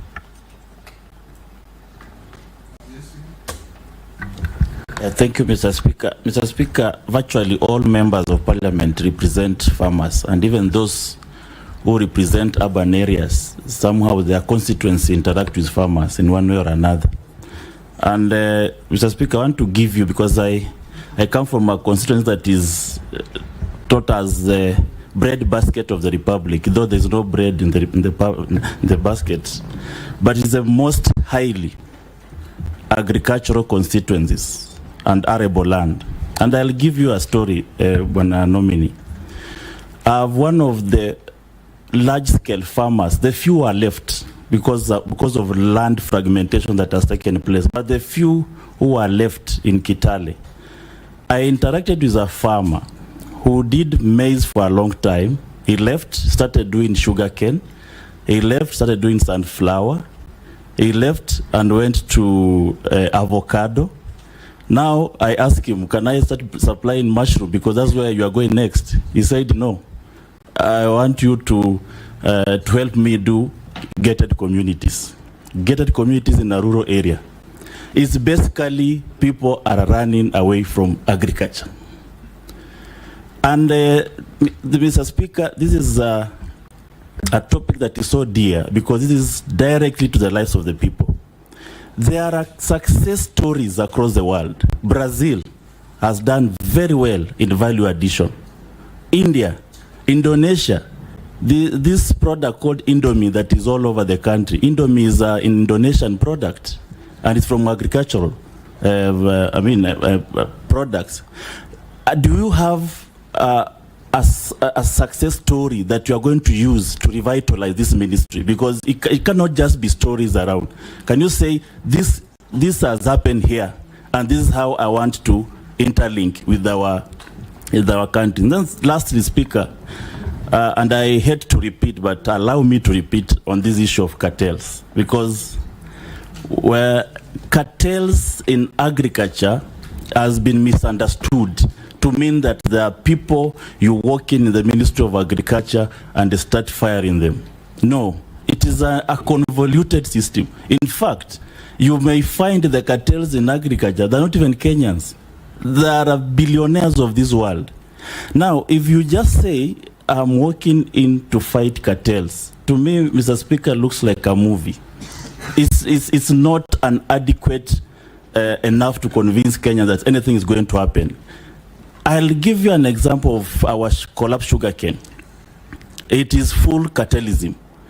If we sit here and ask you that if after 100 days of you being in the office, are we going to see smoke bellowing out of Mumia's sugar, out of Zoya sugar? Can you promise now? And we'll be here to interrogate. Thank you, Speaker. Daktari. Thank you, Honorable Hamisi. Thank you, Mr. Speaker, sir. Yes, the success stories, we need not to reinvent the wheel. We need to see which countries, agricultural countries has successes. And it's good that Honorable Hamisi have pointed out some of the success stories like Brazil. For instance, the sugar we are talking about, Brazil is very successful in sugar. We talk about dairy. India is very successful in dairy. So we need to learn from no inventing the wheel. And as a principle, if I'm approved, is to say that I'll promote that as a principle, that let's learn from the best. Let's learn from the best. Cartels. This is a major issue, yes. But when you look at cartel, you realize that where cartels thrive is where public interest is compromised. Because if you are compromising public interest, the public interest, for instance, for sugar, is to have sugar producers, especially in Western Kenya and coast, to have their sugar factories operating. If there is a deficit, then we import with at the least cost, so that the consumers also benefit. So it's also a moral question and an integrity question that we need to, as a nominee, and if I get approved, where I'm saying I will fight cartels is that I will do whatever it takes to promote public interest and use the state agencies which are there, which can help me to promote public good and the public interest. Thank you, Mr. Speaker. Thank you, Dr. Let me ask you 2 or 3 questions. Yes. Mr. Speaker, I ask if there will be smoke billowing out of Mumias in 100 days. He has not said. Yes. Mr. Speaker, thank you, Mr. Honorable Amisi. I know there is a program for leasing for those factories which is ongoing, which has been initiated, and I know there's a process. I have to check what stage they are in, but I'm definitely going to. Sugar is one of the major subsectors. We will look at it and see how we can move it very fast forward. Mr. Speaker, just one from Mamamboga. I've just received a text. They are requesting and they are asking to hear from you as a cabinet for agriculture. What plans do you have? It's just a nominee. Yes, a nominee. Yes. What plans will you have if you are nominated on perishable goods like tomatoes, sukuma wiki, cabbage, in their market at the local end-tail market?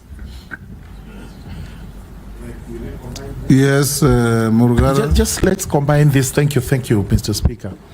Let's combine this with the great people of Meru and Embu. The crop they have, the cash crop called Mera.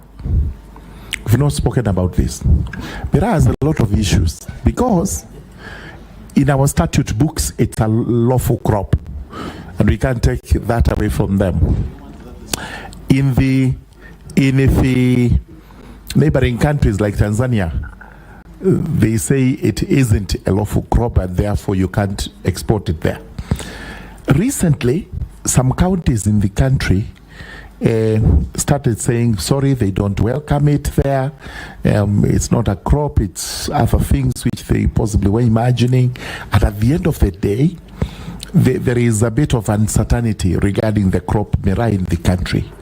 Now, what policies would you put in place to ensure that at least in the country, Mera, which is Mera and Muguka, which is a lawful crop, does not suffer the consequences it suffered recently?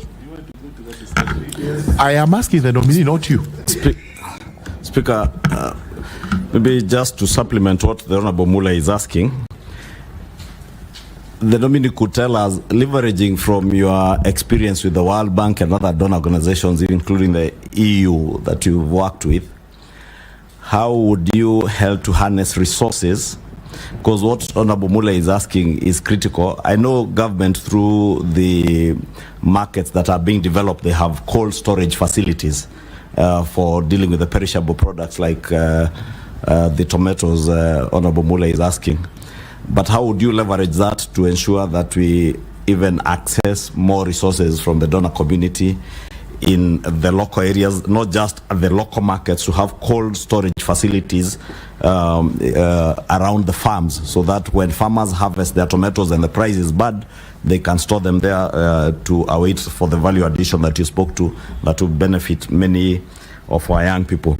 But also, you mentioned something that you worked on livestock insurance. I don't know whether you said you did that working with the EU or with the World Bank. And the president has already conceded to the country one of the problems that his former cabinet had was a failure in communication. I don't know what you will do as, if approved as a cabinet secretary, to ensure that there is proper communication to Kenyans on that livestock insurance that you worked on in your consultancy life, to increase the uptake of this livestock insurance, because the uptake is still very low. Many farmers still lose their livestock during the drought and floods, but they don't know that there is such a product. And what would you do to communicate better to ensure there is better uptake of that product around the country? Yes, Daktari, we're running out of time on you. Can you answer quickly those last interventions? Yes, thank you, Honorable Speaker. On perishability, I think the leader of majority has helped in that, saying that yes, there are programs which are run on markets, definitely we, at the value chains, as we look at the value chains, definitely one of the interventions is to make sure that we minimize the post-harvest losses.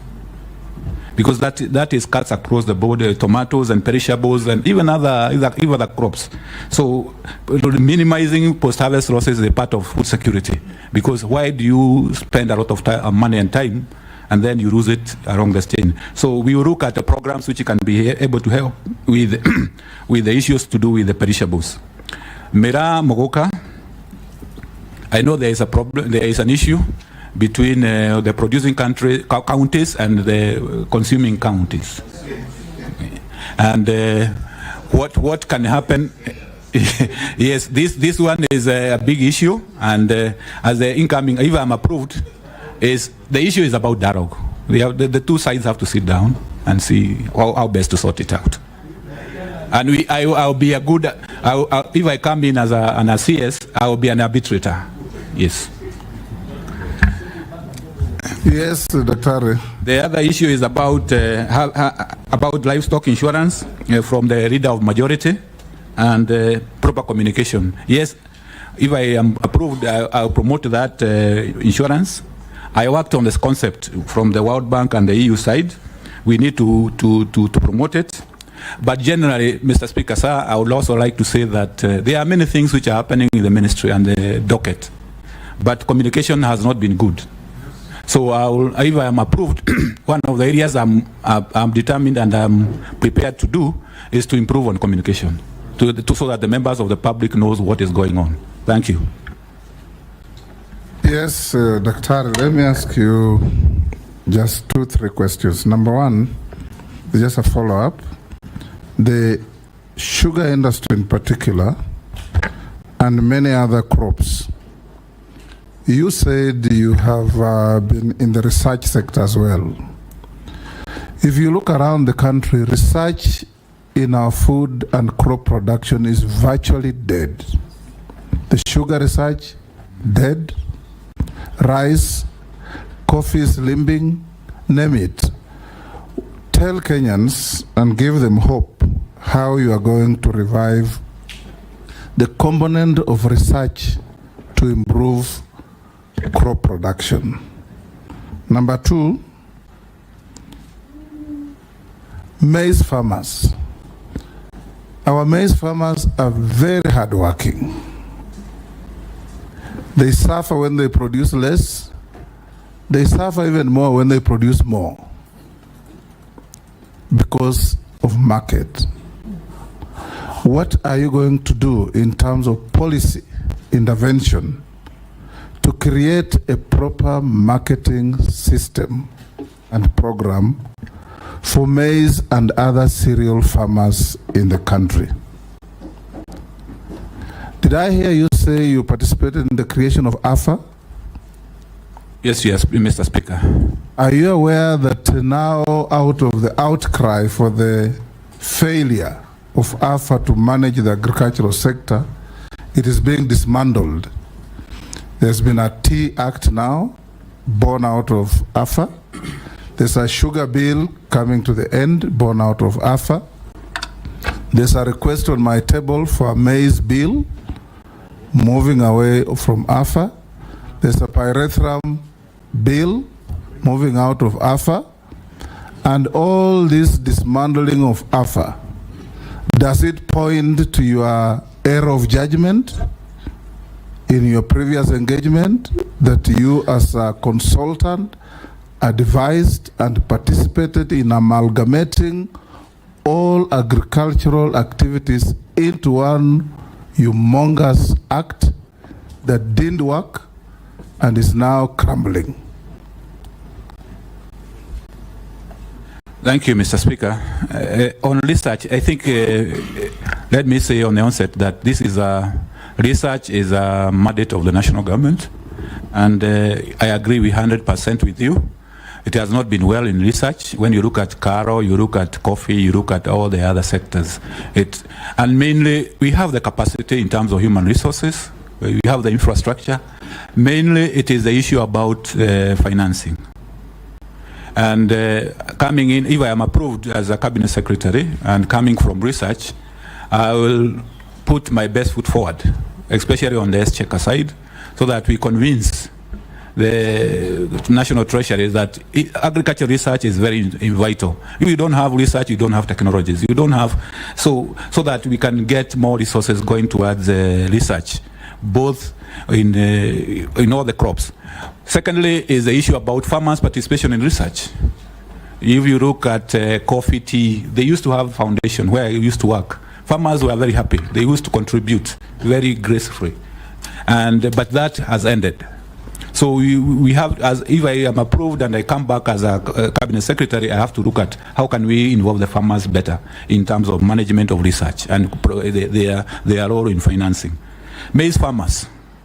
Yes, the maize farmers, the issue about marketing system. We know the major player here is the National Cereals and Produce Board and the millers who participate in marketing of maize. So it's an area where the government has intervened in terms of giving the inputs, so the supply increases. But when it comes to mopping up, it has become a problem. Because one of the areas which the challenge there, Honorable Speaker and members, is that when you try to push the prices up, the consumers are losing. So there's a dilemma there. So it's an area which is dicey, and it requires careful consideration, and I'll give it my due attention. In terms of AFA, the original principle was okay, in that you try to, just like we have in energy, we have an energy regulatory authority. We wanted the same, and if you go to other countries, and honorable members have pointed out that in other countries we need to copy what is working. If you go to India, if you go to Brazil, they have one authority controlling a lot of agriculture activities. What is, and I'm convinced is, one of the issues which came through is the way it was amalgamated, the way it was structured, and the way it came out, in that we were not able to give due attention to all the commodities as they were supposed to be. The original idea was okay. It is the execution part which was challenging. And that is why you are finding everybody wanting to go back, because to their own original arrangements. Because in principle, honorable members, Mr. Speaker and honorable members, you'd agree with me, it is more efficient to have one organization where you can have common services. But the feeling of the various stakeholders in various commodities is that they Why do you think it didn't work? And what are you going to do about it? Well, it didn't work because the issues coming from various commodities, for instance, coffee, tea, amalgamation of other like sugar. We brought different commodities, different subsectors at different levels and there was no effort made to make sure that they are entering at almost at par. So, be it as may, if I'm approved, is to look at what is going on, to see what the stakeholders are saying, because we have to go with the stakeholders. If they say today we want tea, you cannot force them on alpha. Thank you. Thank you. Yes, Jeanette. Speaker, this is what one of the public members is saying. Dr. Andrew Muya Karanja, Minister of Agriculture, CS nominee, says that we will always have sugar deficit. Always. Is in there a government policy that we become self-sufficient across all sectors in agriculture? How can Eswatini, former Swaziland, which is smaller than Elgeyo Marakwet County, be one of the biggest sugar exporters in the world? Asian countries like Vietnam never had coffee, yet it's now one of the biggest coffee exporters in the world. Thailand took palm trees from Nigeria and is now one of the biggest palm tree producers in the world. Problem of Kenya is total absence of initiative to change the status quo. Why then be a Minister of Agriculture if you believe that you will always be importers of sugar? And the rest I don't want to say. Then he said, he told you how can he actually say we will always be sugar importers? Nyanza province alone can produce more sugar than Eswatini or Sudan. There are many others, Dr. Is one asking, I'm a vet, the most neglected arm of agriculture is veterinary services. What are you going to do? And many others. Sure, let me ask. Yes, Mukami? Yeah, there's another one. We have a weakness in the sale of coffee at NC, which allows the buyers to offer prices below the reserve price to force a negotiation with coffee farmers outside the trading floor for 24 hours. These are practiced every auction day. What are you going to do about it? You can respond to those. Thank you, Mr. Speaker, sir. On Honorable Junet is to say, if I implied that we always have a deficit, that is not my intention. I was saying maybe for now, the situation we are in now is we have a deficit. But going forward, definitely, we will put measures to improve on productivity, the reforms in the sugar sector, which are undertaken, so that we become self-sufficient. I'm sure we can be able to get self-sufficiency. So if it was construed like that, then that is not what I meant.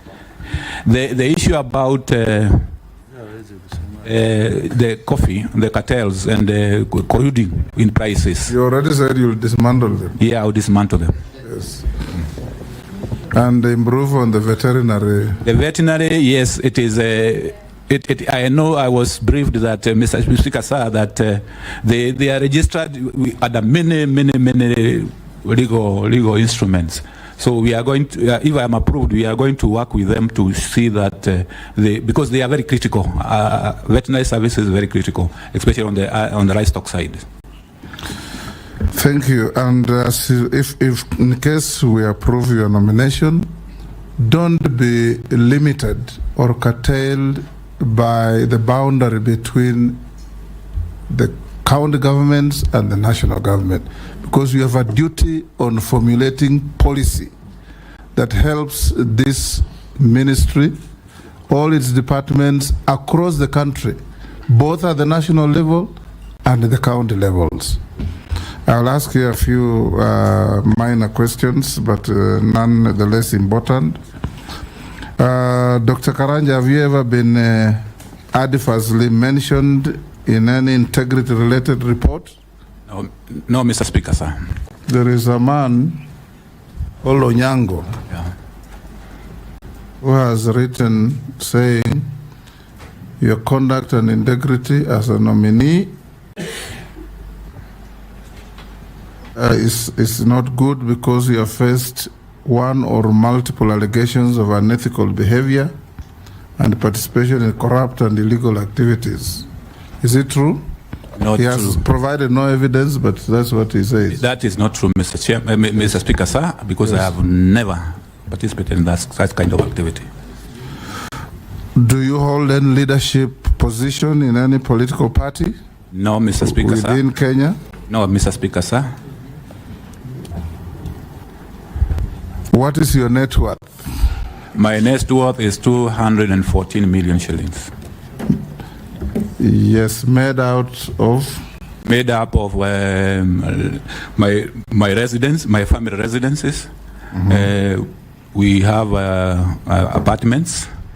I have vehicles. We have plots and land. I have deposits in a bank account. Okay. Yesterday, we had 5 candidates. We asked them many questions, ending with this minor question on their net worth. But the media only picked the net worth and forgot everything else. We want the media to be fair to both the candidates for appointment and the committee, because we are not here to evaluate the wealth of candidates. We are evaluating their suitability to hold public office to which they are nominated. Yes. Yes. Just one thing, Honorable Chair. The last time when I was in the energy sector, KenGen came up with a policy. They wanted to start doing production of ammonia in Naivasha, which is a very big byproduct for production of fertilizer. Maybe Dr. Karanja can tell us whether, because the biggest chunk of our fertilizer is imported, and if we could be able to produce ammonia, which is a very, very big component in fertilizer production, then maybe that can go towards addressing most of the fertilizer issues. Thank you, Chair. That's good information for you, Dr. Karanja. You can go with it, and we'll now release you. Go with your original documents after having been checked with what we have in our possession and found to be correct.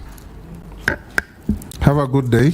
Thank you, Mr. Speaker, sir, and I would like to thank you and all the members for the good engagement. Thank you very much. Thank you. Agent, you can escort the nominee. Mr. Speaker, on that issue of declaration of wealth, you know, since our media colleagues are here before the other nominee comes in,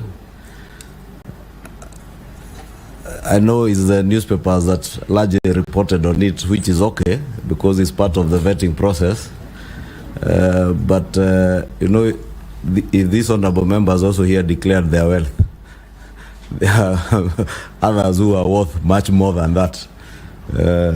Like my friend here, Junet, I know if he was to declare his wealth, having been a member of parliament and a businessman of many years. Mr. Speaker, that is being malicious, Mr. Speaker, and he has been sent to finish me. Yeah, I don't know by who. My only concern is that you asked the candidates many incisive questions, and the question of their worth was at the tail end of every interview.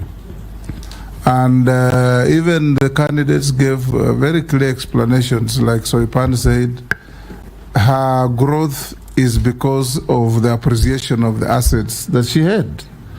And I believe it applied to everybody. But what we see in the headlines is totally different. In fact, the Honorable Soipan said appreciation of land and a house she has acquired in Nairobi. And I think it's important for the public to also know all these cabinet secretaries once appointed into office, just like members of parliament, access mortgage facilities to buy a property in Nairobi if you didn't have one. Soipan has also been a member of parliament for 3 terms. So it's fair because maybe next time it will be, these members here will be here being vetted to appreciate that Honorable Mary Amase has been a member of parliament for 3 terms, whatever she is worth. And she also has other consultancy she does and other businesses. What about me 6 terms? No, we will only question what you will own if you are to declare here. Mr. Speaker, on the same breath, even Honorable Soipan went ahead and declared even the loans. And if you look at her declaration, she has a loan of 49 million shillings, which is not yet paid and removed from the net worth. So we need to be sensitive on some of these. Speaker, yes, Chairman. Honorable Speaker, I just said I think it's also important for members of the media to understand that the fact that you own properties or your net worth is high is not a disqualification, or it does not make you unsuitable.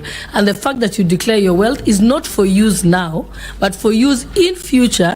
If, let's say, your wealth that you declared at the time of entering office, if there is alleged corruption against you, that is used to assess whether you legally acquired the property while in office. So it's not for use now. Similarly, the wealth declaration form, the wealth declaration form and the self-declaration form that is deposited at the Ethics and Anti-Corruption Authority, I know that the ESCC have spoken in the media the day before yesterday and said that they clear candidates.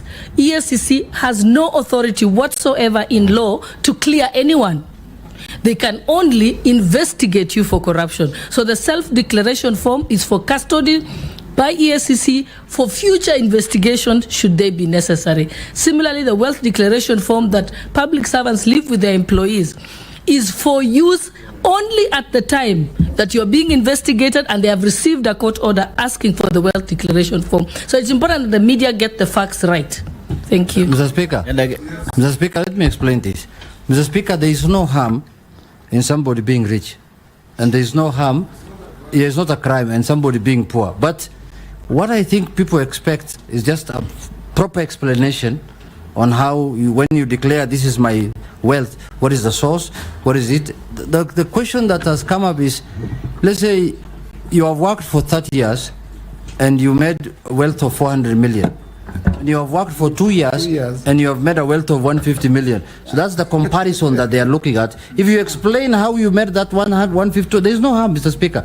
Richness is not a crime, as you say. I agree with you. And poor is dangerous. Mr. Speaker. Thank you, Mr. Speaker. You know, this is not even new. When we did the vetting last time, all headlines talked about the billions and the hundreds of millions that the nominees were worth. So I think it's something that maybe the media feels can sell. And because of freedom of media, we can allow them to report the way they see it. Curtailing their freedom at all. Mr. Speaker, I'm aware that Ishungwa is worth 5 billion as of now. Why are you understating him? Honorable Speaker, I was wondering why he's understating. Why are you understating him? Can we break for 10 minutes?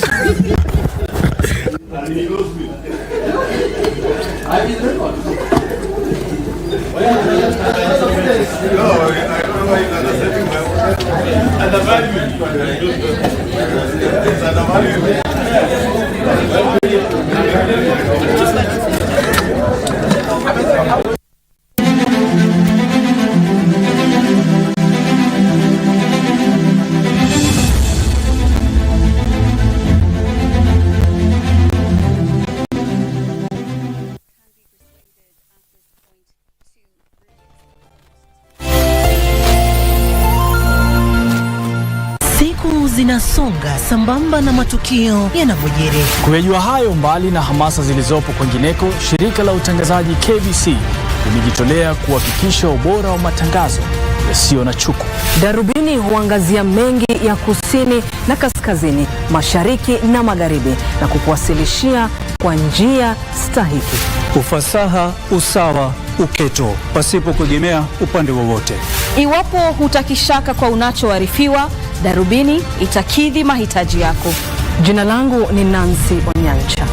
Na mimi ni Harith Salim. Jina langu